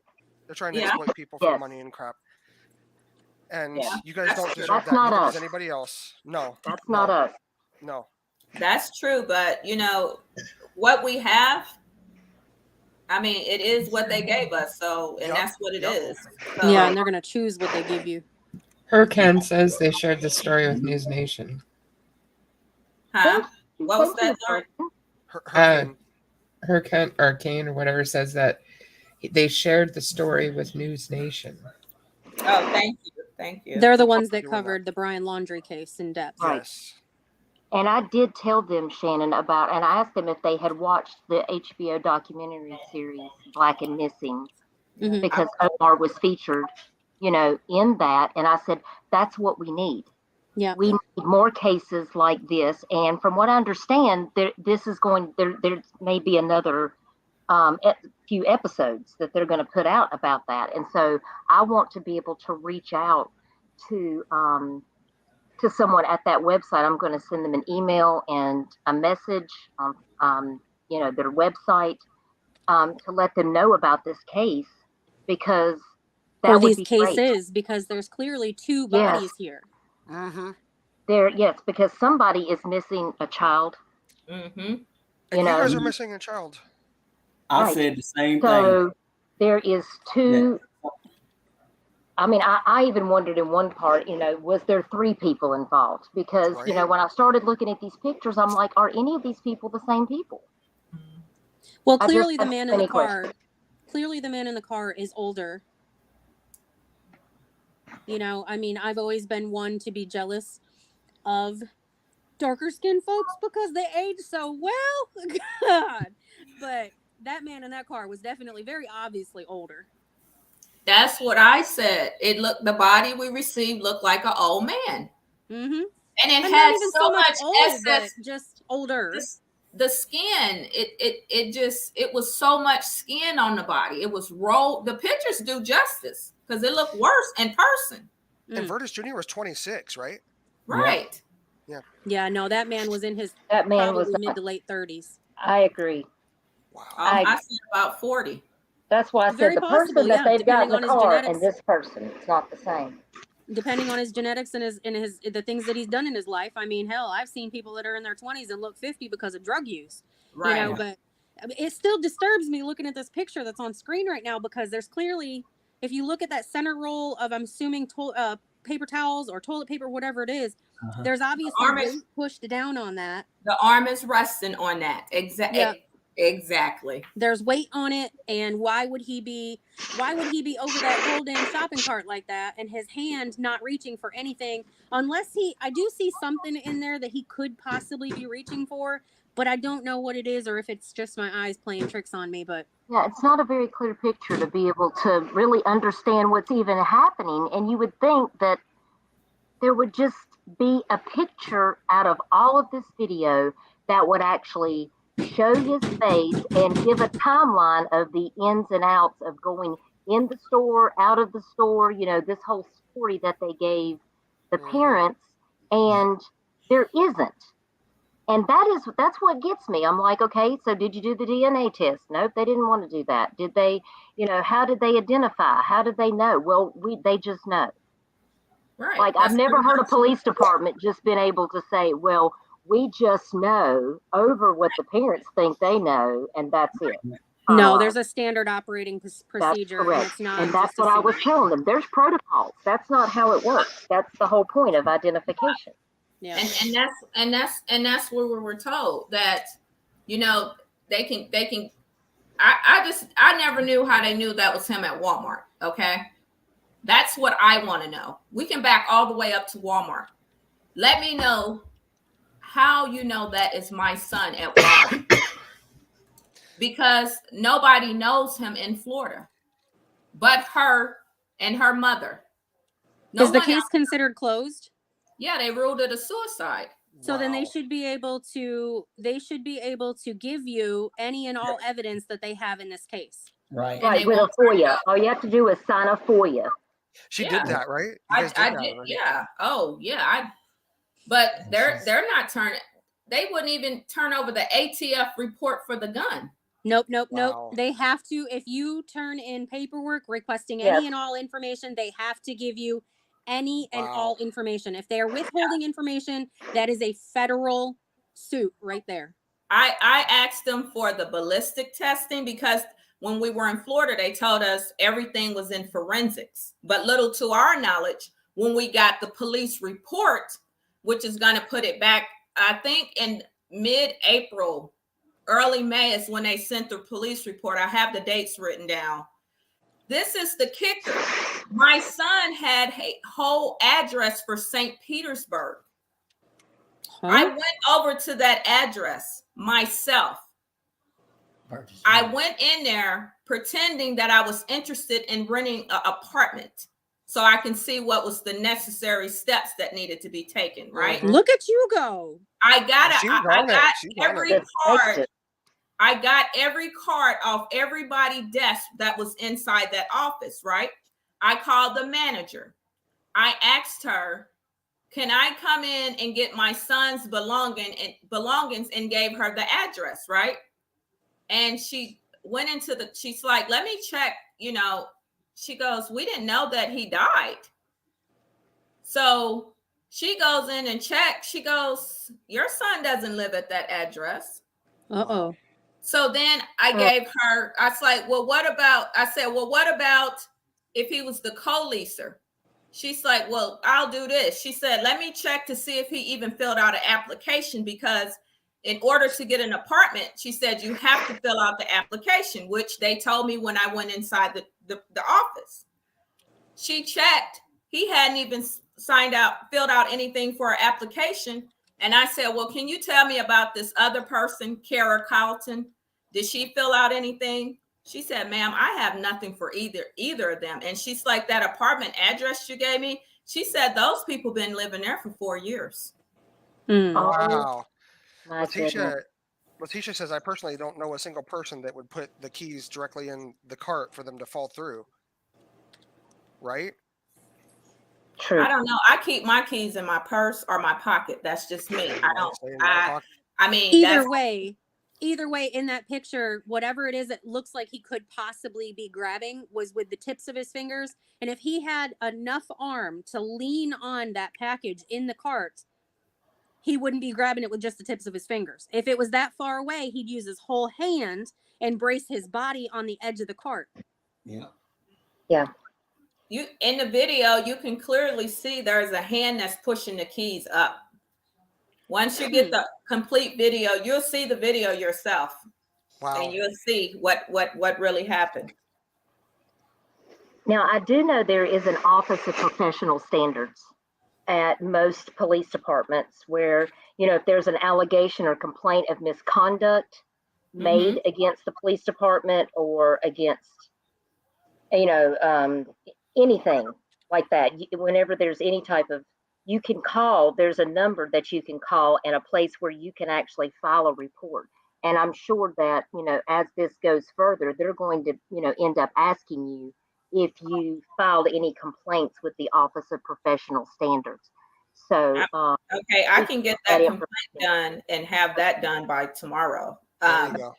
Yeah, because I might want to look into that, because I'm sure that's part of Pinellas County, right, Shannon? I'm not sure, honestly. Because I don't know that Pinellas County has a Department of Professional Standards at this point. It would probably have to be. I don't think they do either. It's something going on down there. That would definitely ease up any sense of accountability for them to not have one. By the sound of it. Well, I wrote the internal affairs for that police department and got no response back. I wrote the sheriff's department for the, according to the information, who should have been at the scene was the paramedics, or fire, whichever one they have, Mhm. the state troopers, the Pinellas Park Police Department, the Pinellas County Sheriff's Department should have all been at that scene, and the medical examiner once they realized he was deceased.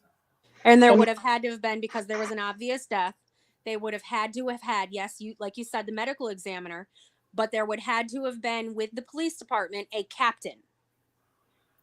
They only listed a sergeant on there.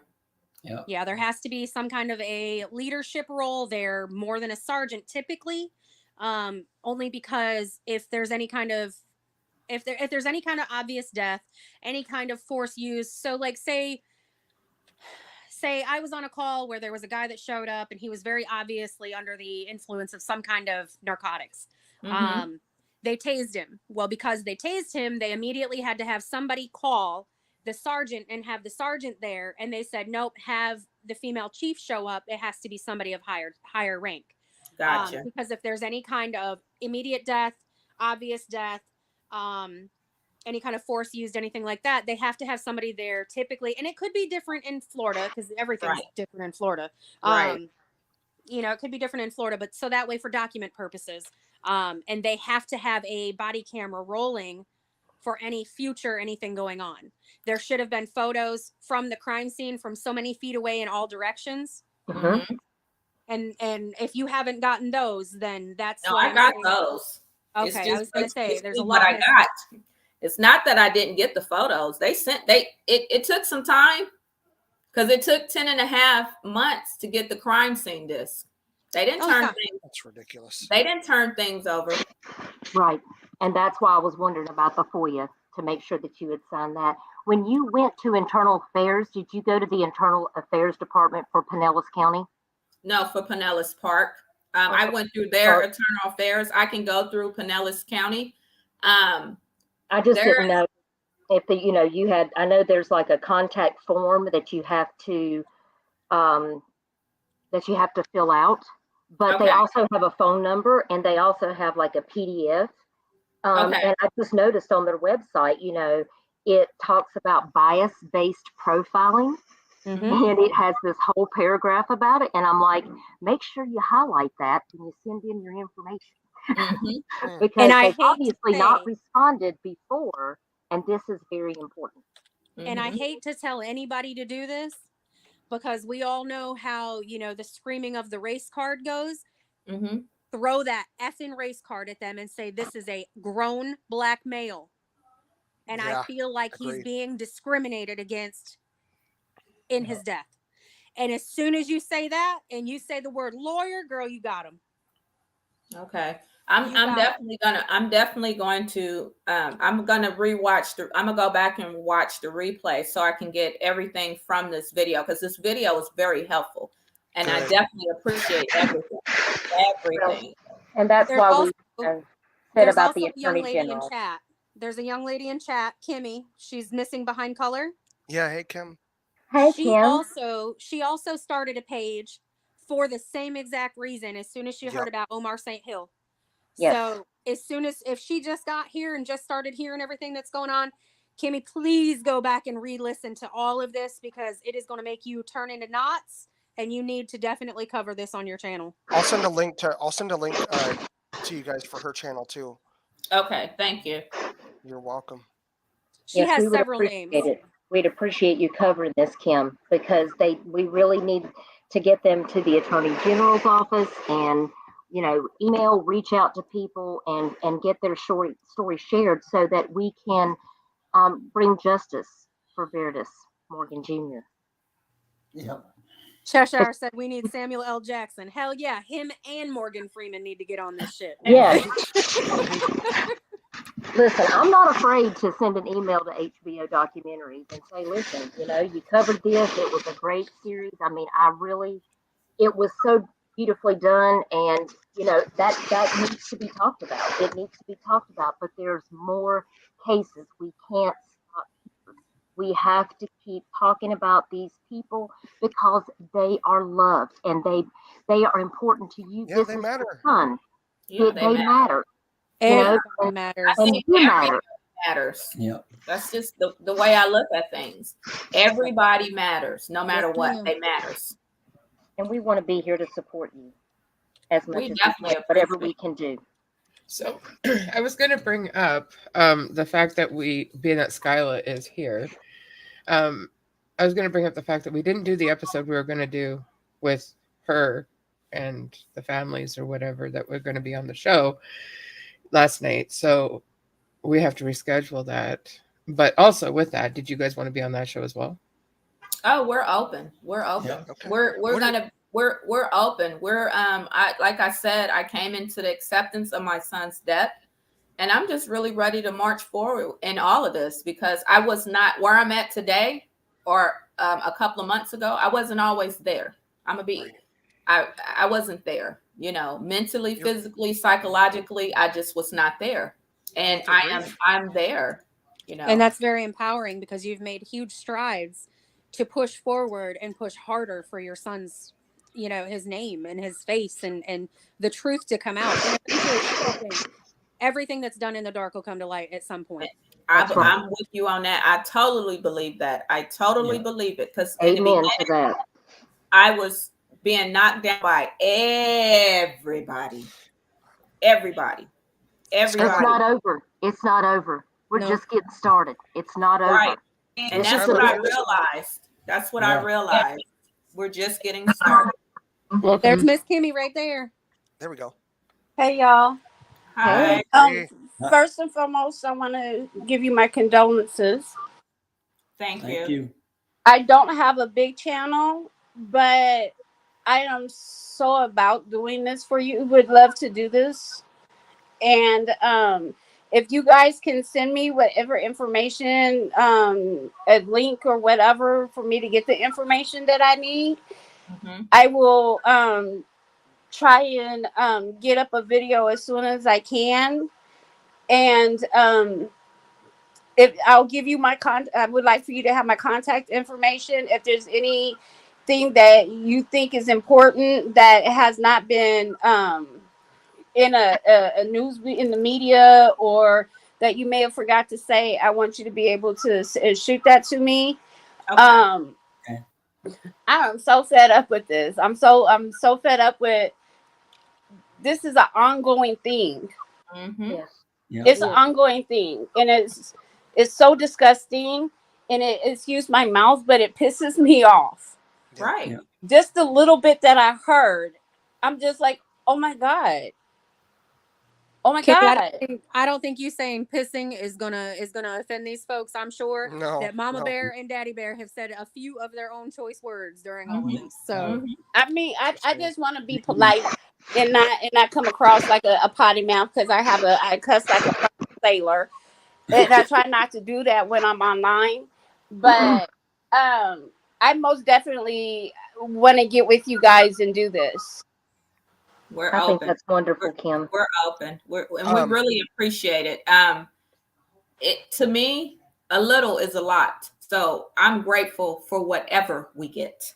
And Miss Sadie, would it be okay with you if I send Kim the link to your Facebook profile so that you guys could connect on there? Yeah, definitely. Okay. Definitely. Okay. I will work on that right now. Definitely. yeah, I just want to Thank you. reiterate. I just want to reiterate the fact that with Omar St. Hill, I know that he's not your son, but we're all Omar St. Hill, and we're all your son when it comes to stuff like this. So with him, it started with Bob and Lori, and because they made that big push, it made it through Kim, it made it through I don't know how many other channels, and because of the widespread coverage that Lori and Bob started, then the news picked it back up again, and I would love to see this make tracks like that and come to some kind of closure for you. Yeah. Absolutely. Yeah. Absolutely. Me too. Well, Omar St. Hill was my first case. That we're hearing the story from his friends. I mean, it lit a little fire under my behind, and I was like, you know what, you guys, I'm gonna do it. He's gonna be my first.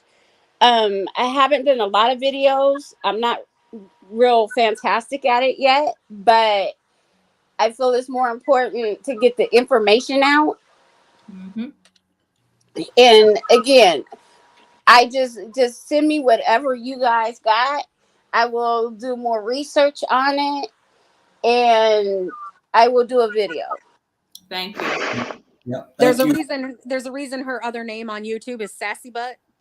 She is boisterous as all get out, and she will say what needs to be said, and so will her grandbaby.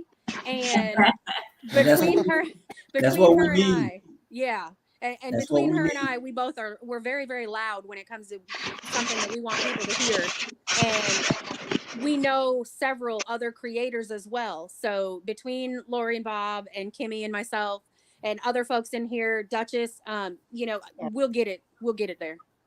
Thank you. Know Thank you. people who know people. Yes. And that's what Yep.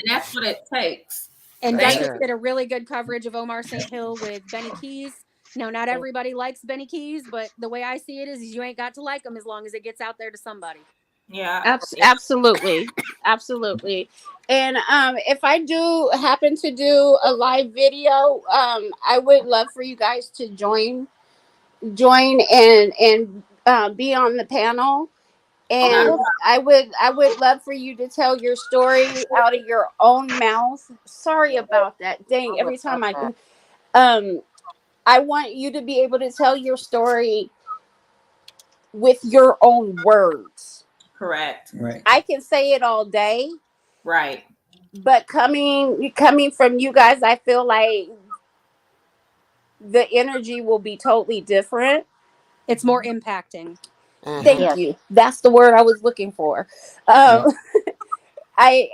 just, oh my goodness, I'm just so pissed off right now. And I'm laughing because I don't want to say what I really feel. Mm-hmm. I'm just really pissed off about this right now. I'm Sure, like sure, what's- livid. I'd like to know where she can get a t-shirt. Mm-hmm. A Verdis shirt. Yes. Can we get a t-shirt? Me and my husband, we, like I said, we're in a better place. We kind of started celebrating Verdis Jr. more because we hadn't done that either. You have to. So we decided when we first came on the show, we decided to go get t-shirts made, just something we threw together. And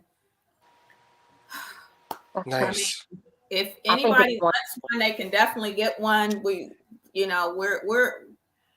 We're in the fight, and we're learning that justice is being fought differently today than it has ever been. Yes. And hey, we're here. We're in it. And we're in it with you. Yeah. Well, my big mouth, it got your back. Well, thank you, Miss Kimmy. We What really we got to do appreciate is it. just put the justice back in the courts because they're not in the courtrooms anymore. So unfortunately, the way the justice system plays, they don't play fair when it comes to our Black men dying as they are, or our people of color going up missing, kidnapped, murdered. Oh God. Okay, let me take a deep breath. Well, unfortunately, there's been movements that have been made only in the name of police killings, like with George Floyd and things like that. So the narrative has been pushed so hard that with the Black Lives Matters groups and things, that let's stop the racism, let's stop the abuse from police.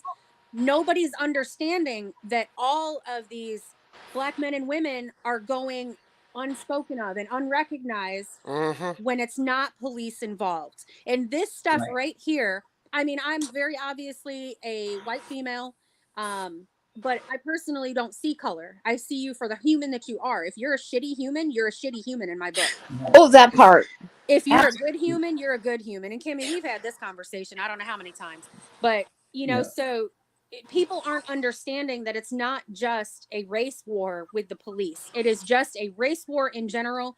My husband gets slandered all the time, people calling him a Mexican, and there's nothing against Mexican people that we have no issues with Mexican folks.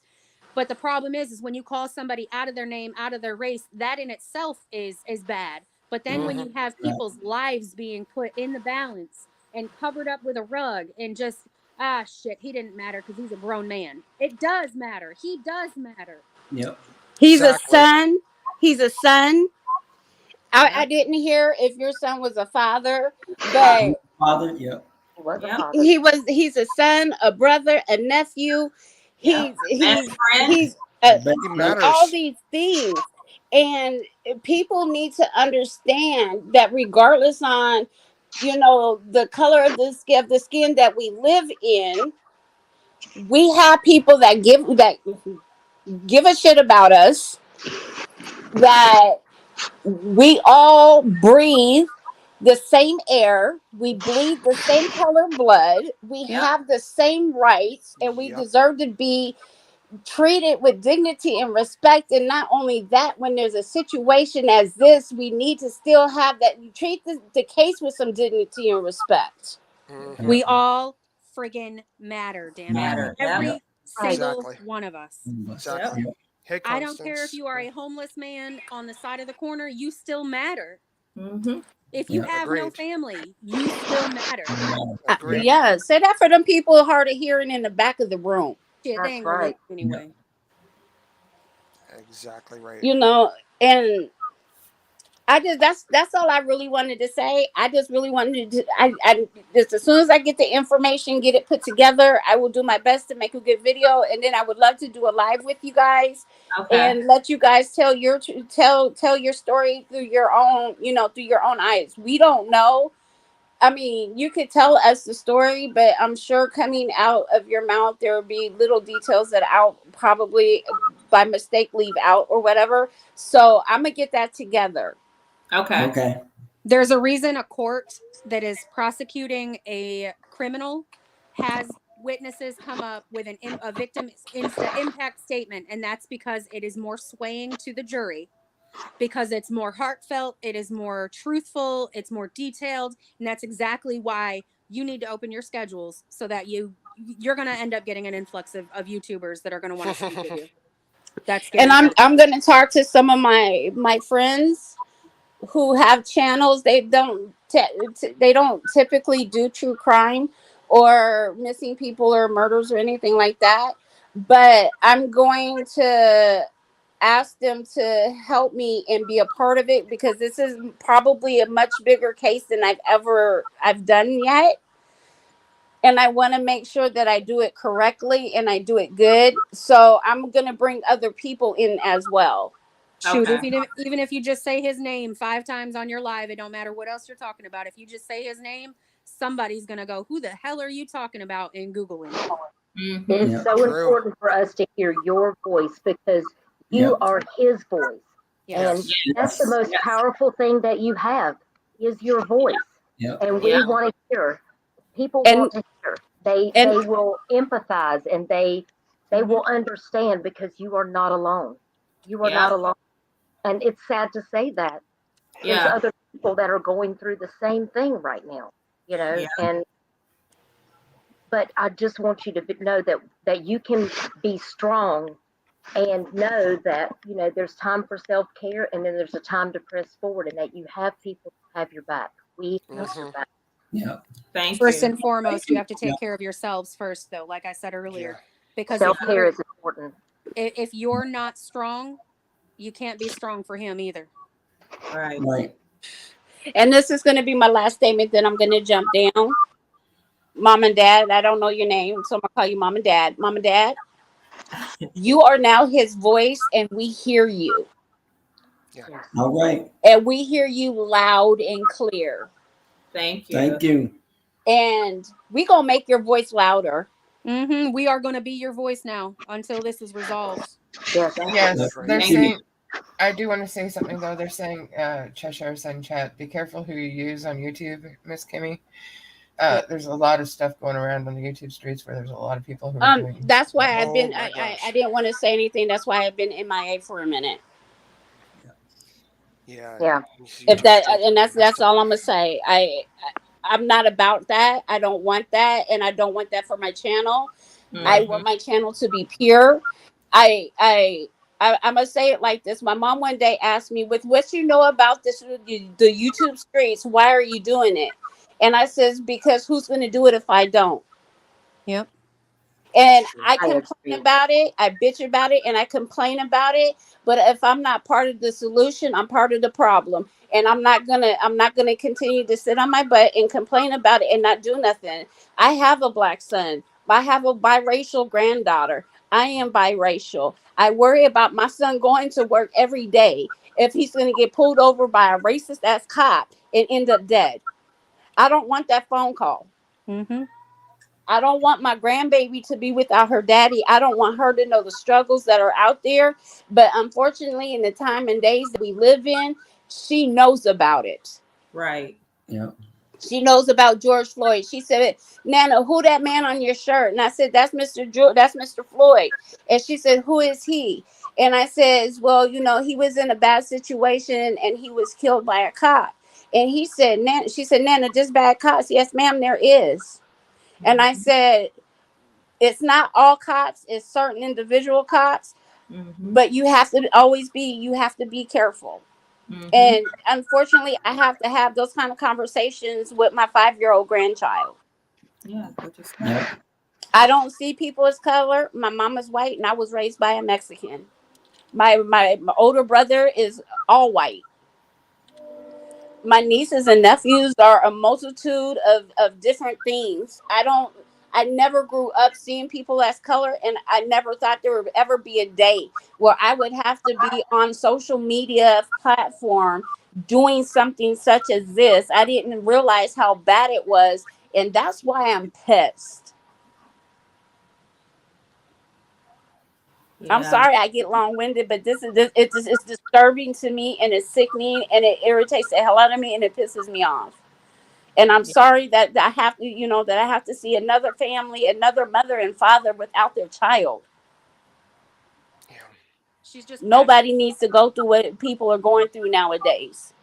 she's passionate as all. And I'm sorry that you guys are going through this. And I'm gonna jump down now because I'm getting in my feelings. I'm getting a bit emotional about this. So, my prayers and my thoughts are with you. Well, thank you. They will give you my information. They will send me your information, and we're gonna make this happen. Thank you so Mhm. much. We Thank really you. Okay, peace and love, y'all. Yep. love you more. Love you more. I see that Shaylee said that she wants a T-shirt. Unless it's local, it may have to be on an online printer. So a lot of YouTubers actually go through Teespring because they can up the price a little bit, and then use the funds for whatever they want to. And that Okay. may be a way to have money go towards your GoFundMe. Okay. That's Okay. true. We definitely, yeah, I'm gonna go back and rewatch the replay so I'll contact them. I'll reach out to them.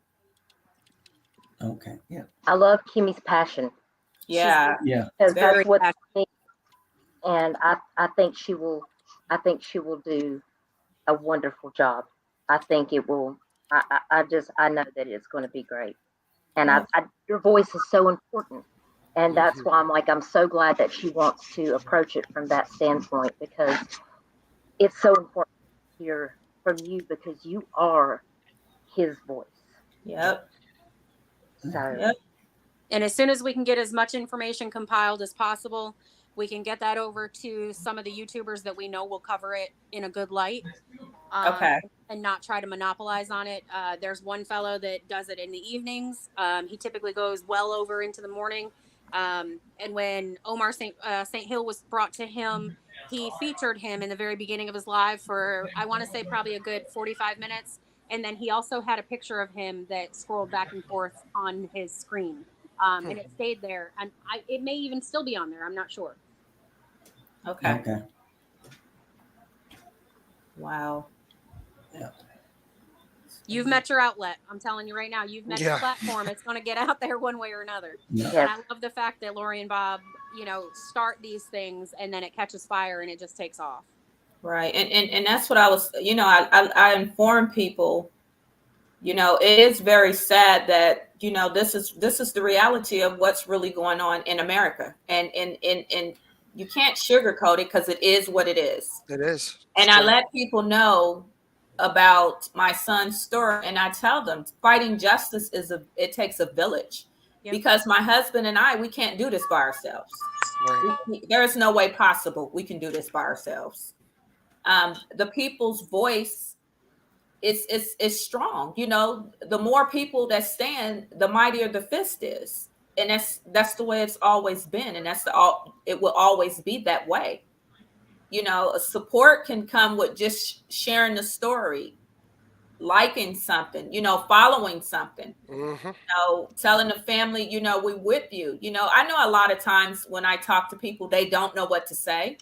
And I respect that and I understand that, because personally, if it was me, I wouldn't know what to say either. And I'm dealing with it. I don't even think there are even words that people can say. Well, it puts people in a really awkward position when, you know, poised with that kind of topic. And if they've never gone through it before and they don't realize that you're very outspoken about it and very passionate about it. And because if you think about it, a lot of people that talk about these kind of topics are looking for sympathy. And if they don't know how to react to that, and they don't know whether you're looking for sympathy or if you're looking for help somewhere, then they don't know how to react. Right.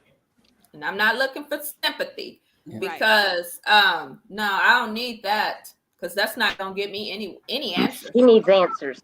Right. But think about how many people, if they were in your position, would just look for sympathy, you know? Right. And stop and think too how all of this was handled prior to social media, prior to the YouTube platform being the way it is now, and Facebook and Twitter and all of that. Yeah, I met a lady at Walmart, and we just were talking, and she mentioned to me, what happened to the big TVs that Walmart had in here, because they were gone. So I happened to look up in the ceiling. I hadn't really ever done that before, and I saw all these cameras, right? And that, in my mind, you know, I always go back to my son. I always go back to that. And I was like, all these cameras, and that's what they sent me from the Walmart video. So, long story short, her son was killed. And before I knew her son was killed, I asked her, I said, can I share this link with you? It's about a family son that was found deceased. And she took the information real quick, pulled the YouTube video up real quick right there in that moment. And she's like, what made you become so passionate about this? And before I can get the words out of my mouth, the tears had already started rolling down my face. Right. I said, because I'm the mother. And we hugged in that moment. Yep. What you just said, that's it. That's it right there. What you just said, like that right there is when I first heard you speak about this case.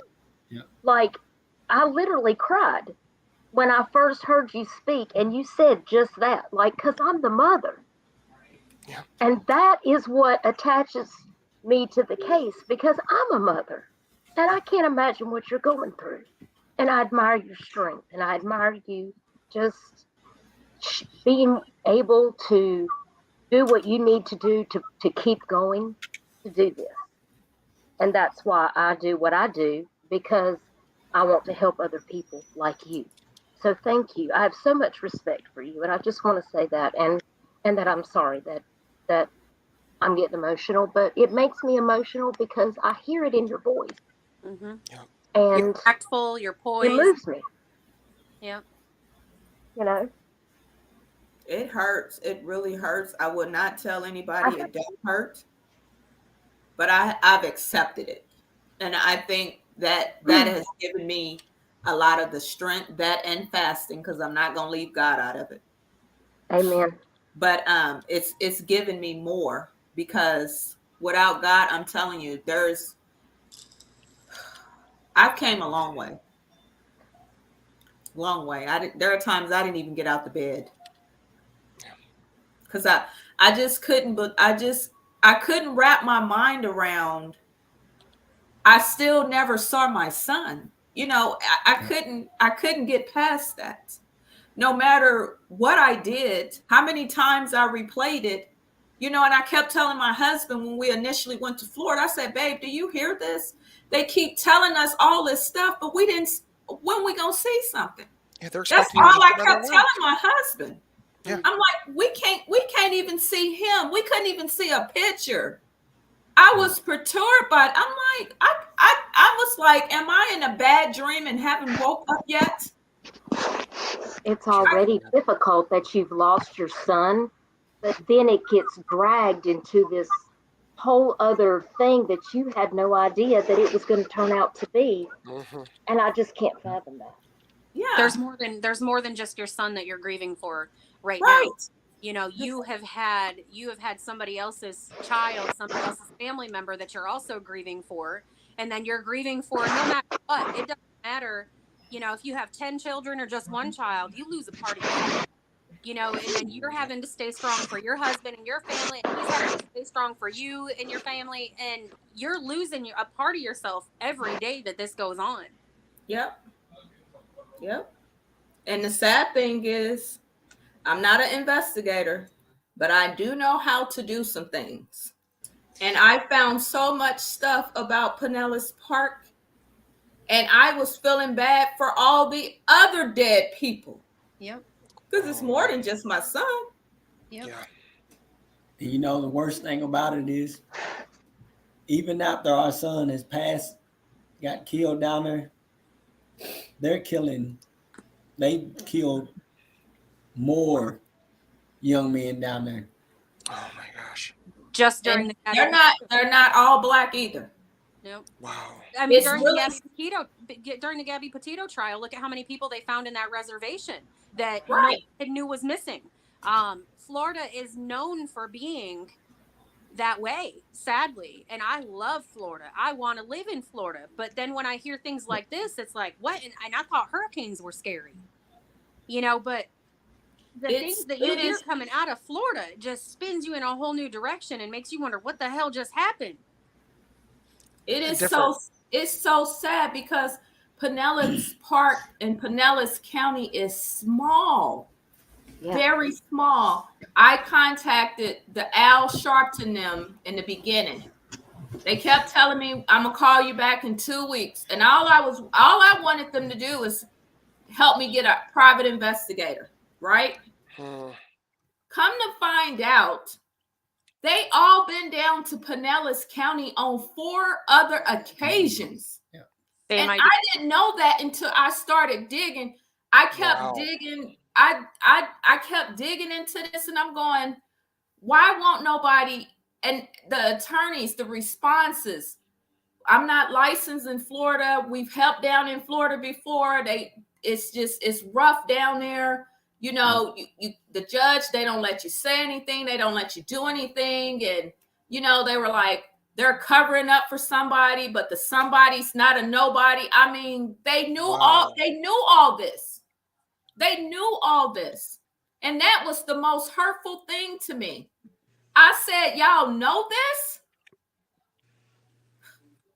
I know it's going to sound kind of ridiculous, but I mean, have you thought about somehow trying to talk to Nancy Grace or, you know, anybody like that?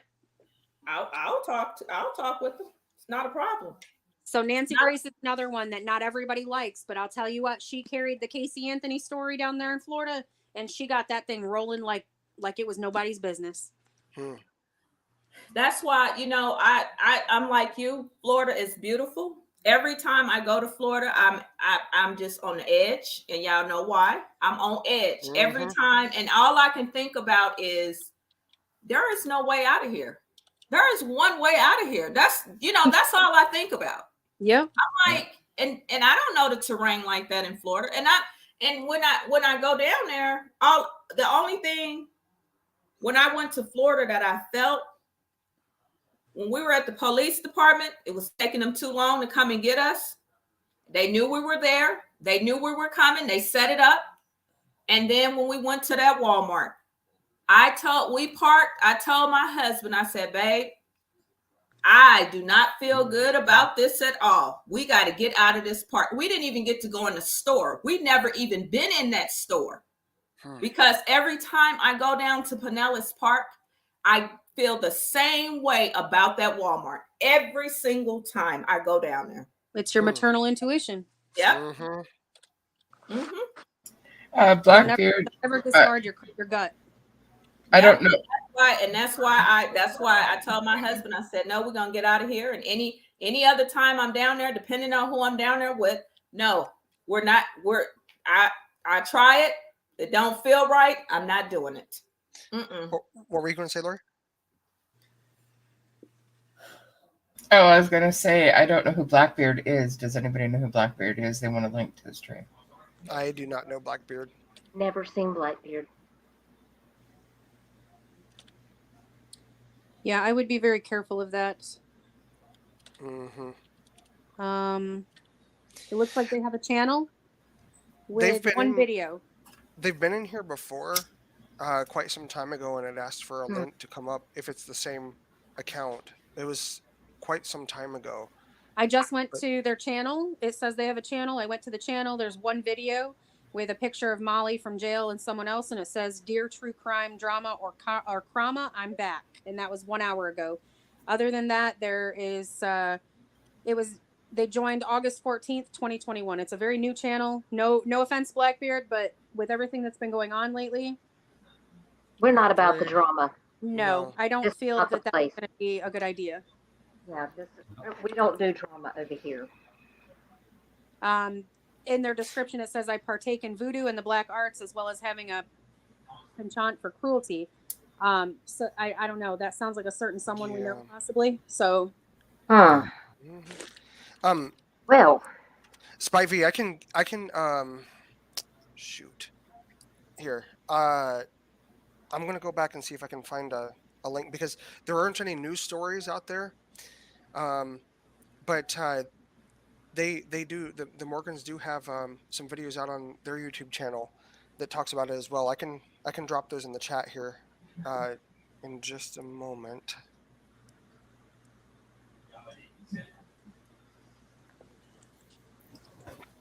Jamie said, "A certain someone." Yes, ma'am. You know exactly who I'm speaking of.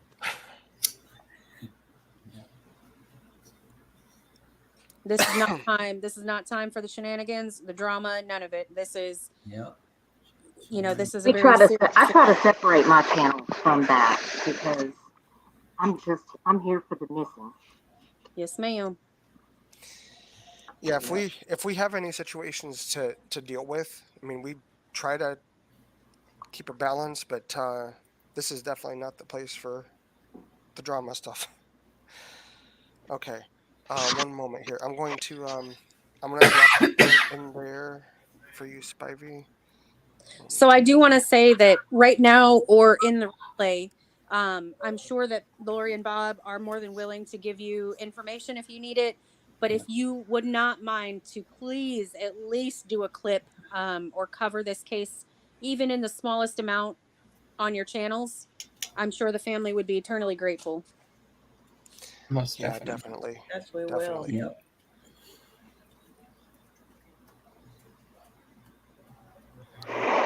Bob and Laurie, I just want to thank you for shedding light on this case and giving them a platform to be able to feel comfortable to come over to speak to you all and talk about this very important and horrible situation that has happened. And I just want to send my condolences to the Morgans for what you've been through in the loss of your son and this entire situation. I know that it's been very tough, and I just appreciate you being so candid and willing to be straightforward and talk about all the things that you've told us, and being so willing to be a voice for your son. So thank you, Bob and Laurie, you always have great cases over here, and I just appreciate you inviting me to come and speak to the Morgans. I just wanted to make sure that I thanked you. I really enjoy your channel over here. So appreciate that. That's the place that we want this to be, where people can come and talk about these kinds of things without the judgment and the, just be able to talk openly about what's going on. That's what Lori wanted from the start, even before I came into her life, when the channel was in a different direction back in those days. But you guys are going to return when we do the other show with Skylar, right? Yeah, we're definitely open. Just whenever you're ready, send us the information, and we definitely will do that. We're definitely ready, because as long as we have Wi-Fi and a computer, we're good. So we're open to it. We like to support others, and that's what I do. you know, even when I'm on social media or anything, people may not know my story, and that's fine, but I still like to support other people who are fighting for justice. Yeah, it's going to make a difference. Because I feel one win is a win for everybody. That's just how I feel. I feel that, you know, so I just like to support. I like to support no matter what. Even before this even happened to my son, I was the one on the computer all night trying to figure out what happened to people, you know, so I've always been a supporter, you know. You know, another thing I was thinking too is that I'm sure most people that have seen these photos are very certain that that is not your son. It might be a good idea to just go as far as to see about, if you haven't already, because it seems like you've made a lot of steps on your own, but if there are websites in Florida in that area of missing people, so with the Omar St. Hill case, there was a missing person placed on Long Island. I would definitely post pictures in any kind of local groups there, because hell, you don't know, somebody might come up and say, that's my son. And then that's a good even point. more Oh, leverage. that's a good point. When I'm gonna. Wow, that is so good, because what I did was looked for people that may look similar to the body we was sent. I've done that. I'm always looking. I'm always looking. I'm always comparing. But there But may I'm be definitely somebody gonna out go there. look at the. Yeah, I'm There gonna may go look, because I did the I looked at the unclaimed bodies out of Pinellas County, and read the policy. 45 days after that, they dispose of the bodies. They cremate the bodies. But there was a case. I don't remember it 100%, but there was a case about a person that they didn't have DNA for or whatever, and they were trying to figure out who it was. And years later, they were able to claim the body because of the DNA that was left behind. They found DNA somewhere else, and that's how they were able to say who that person was. So yes, when DNA started coming bigger, when they started, really putting all that stuff out there, a lot of the unclaimed started being picked up, and they were able to actually be laid to rest where needed, and the family was able to find closure. But if you think about it, even though you've been checking those photos and checking those stories and all of that stuff, there may be somebody out there that is not as vocal as you are, or know what routes to take, and they right, may not have posted these things. So there's right, always that group of folks that has just given up. yeah, So if you post it and somebody sees it, right, that may draw in a whole nother crowd, and yeah. you may actually get someone that claims him. Yeah, that's what I'm gonna do. I'm gonna go back and reverse that, because I did it the other way. I'm gonna go back and reverse it and do it the way you're saying, and try that and see what happens. Yeah, Definitely gonna do that. Definitely going to do that. In Messenger, I sent the picture that I made that compiled the number of Okay. pictures. So just feel free to use that if you need. But that's over there also. I see that message that Shaylee posted in there, or the comment in there, that he would do anything to help anybody. He didn't like confrontation and always tried to get along with everyone. You can see that in his face in the photos that Mom shared.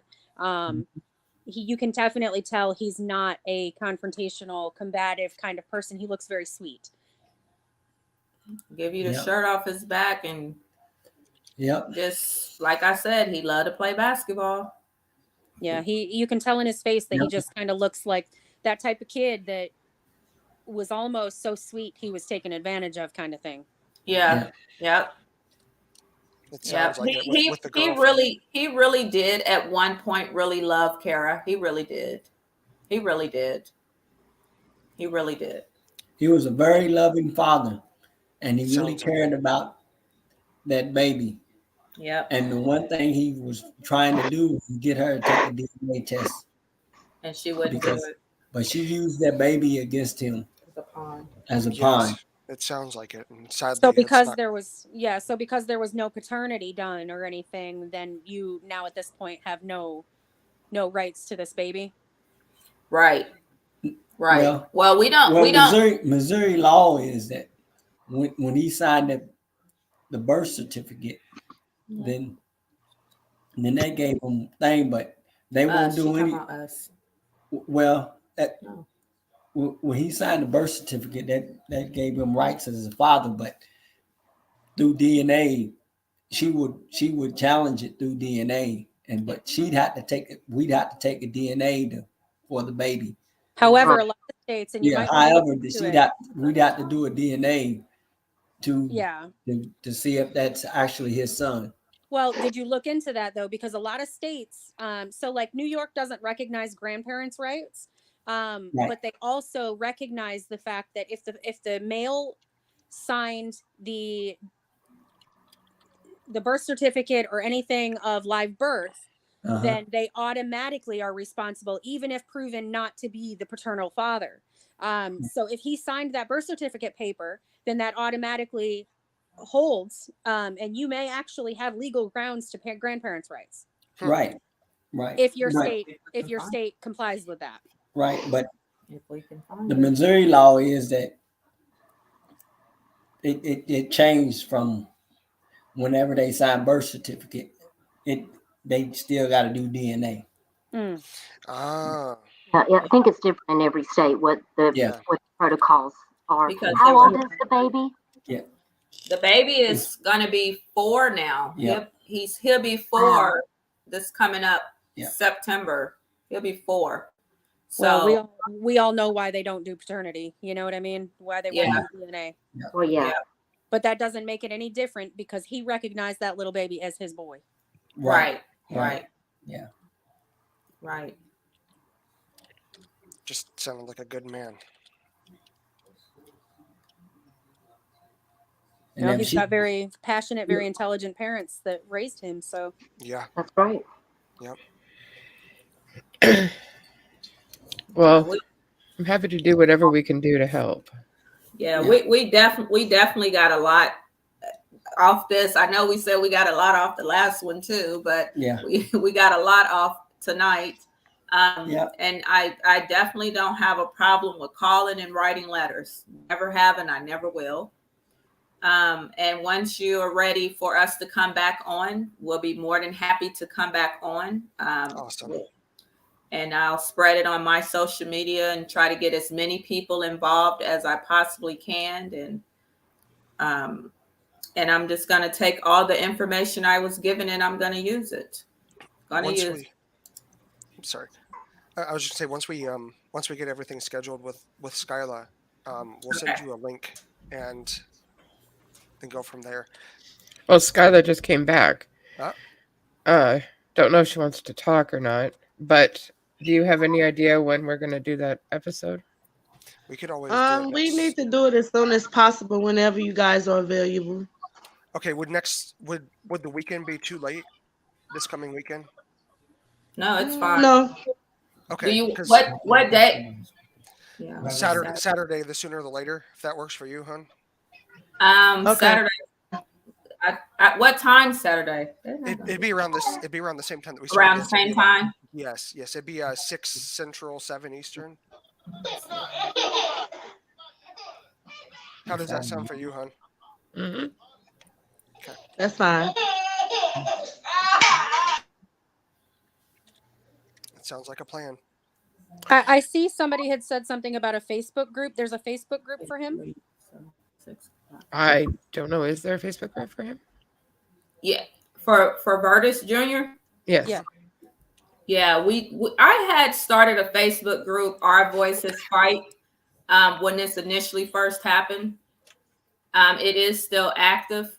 I was told that I need to be more active on social media, and that's what I want to do going forward. Now that I understand, but definitely I can get on there and be more active on there. Well, because of getting on YouTube, you're going to pick up. Okay. You're going to pick up more viewers, and then that's more easily shareable from there. Okay. You said it's called Our Voices Fight.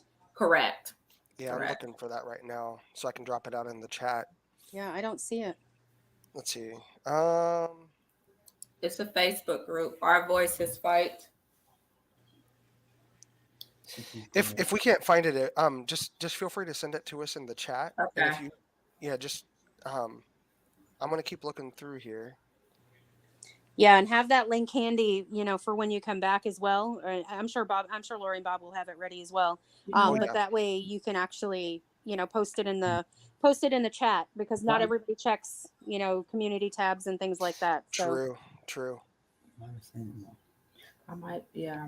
It might be. Yeah, here it is. Our Voices Fight. If you could send that into our messenger conversation, I'll drop it in the chat. Okay.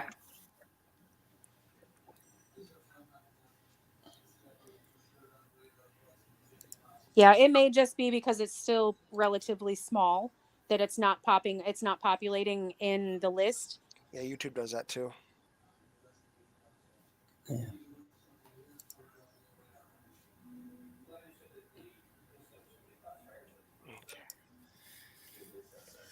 Yeah. There we are. So would you mind giving a quick rundown of name, age, date that he went missing, location he went missing, things like that, real quick, just for anybody that wasn't here earlier? Verdis Morgan Jr. The date of that we were told was his death date was March the 11th, 2019, in Pinellas Park, Florida.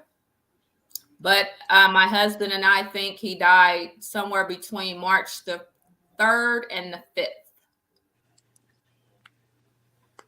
And his age? Oh, I'm sorry, 26. 26 years old. Oh, my throat is kind of scratchy. Let's see. Yeah, I searched for that and I'm still not seeing it in the list of groups. Yeah, I pulled it up. Let's see. It's probably a Facebook thing. If you can do me a favor. He has on that same red shirt.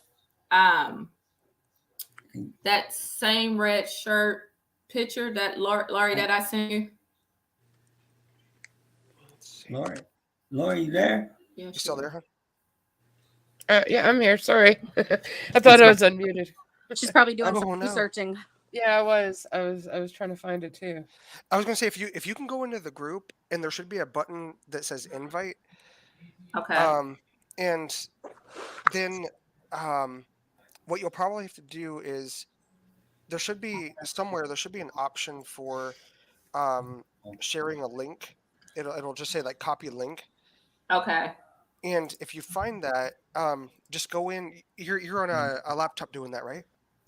No, I only got one laptop. Oh, I got it. Okay. I got it here. Oh, you find it? I found it, yes. Okay. Hand it over, Lori.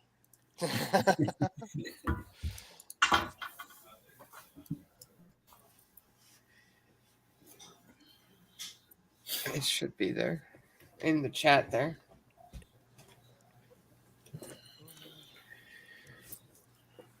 Yay, it's in the chat. There it is. I'm going to go and jump in there and be sure to.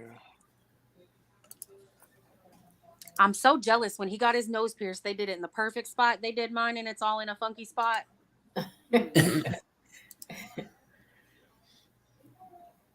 You have 451 members. I would not be surprised if by probably tomorrow night you'll be over 500.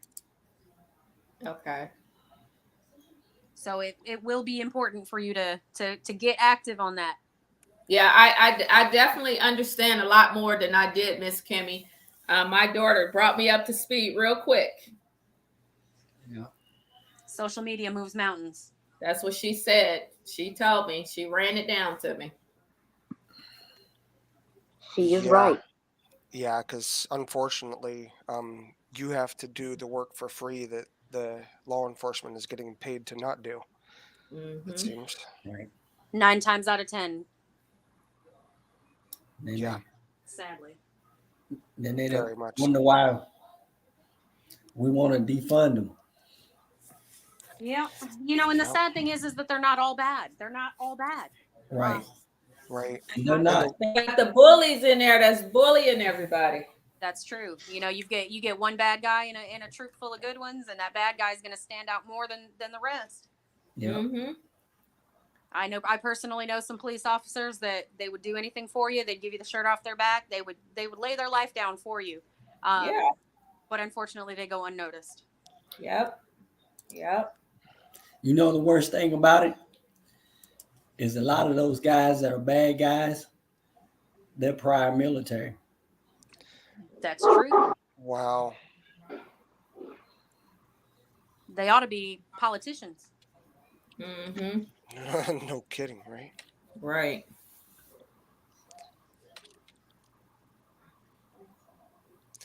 Let's see. Does anybody have any more questions? I think we covered a lot. I think so too. Definitely. I agree. Miss Morgan, you might want to have a notebook handy for the next time you come up, so that way you can write more things down, and it might spur some more information for you to want to put out there too. And in the meantime, anything else that comes to mind that you thought of not, didn't think to share in this feed, there's always, when you're put on the spot like that, not everything pops up, and you might think that aha when you're done. Yeah, I think with me, I'm all over the place with this because there's so many things happening, and I've seen so much. So like all over the place in general. Yeah, I try to stay true to the subject that what's been talked about in that moment, because it's so much to this. It's so much more to this. Yeah, and talking about it as much as you can will make you forget what you've already said and what you haven't said. To what person? I don't know. I don't know, because I can repeat exactly what they said verbatimly. From the first moment this happened, that has not left my mind. And it won't. Yeah. Wow.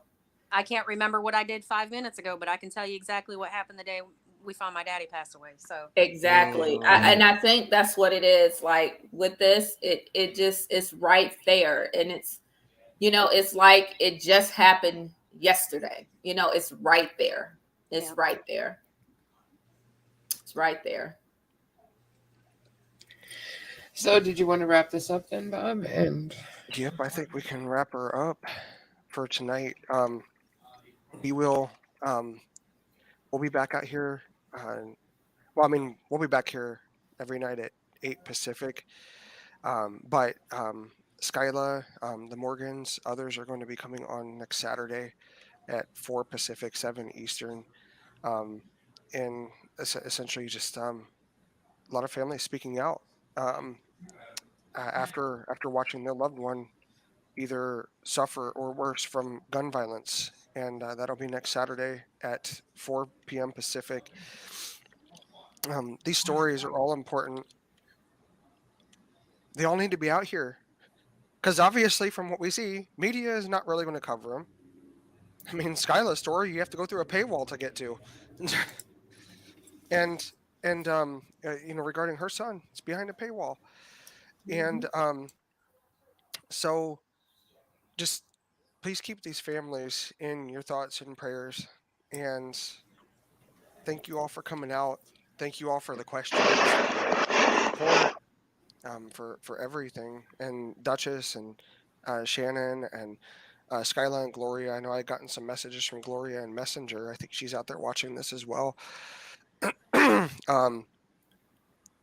We appreciate y'all, and thank you to Mr. and Mrs. Morgan. Thank you both for just being willing to come up and share Verdis' story, because I'm sure that each time that you talk about it, yes, it does help, but there's also those pangs there from what you're going through, I'm sure. And, we're here for you, and we care.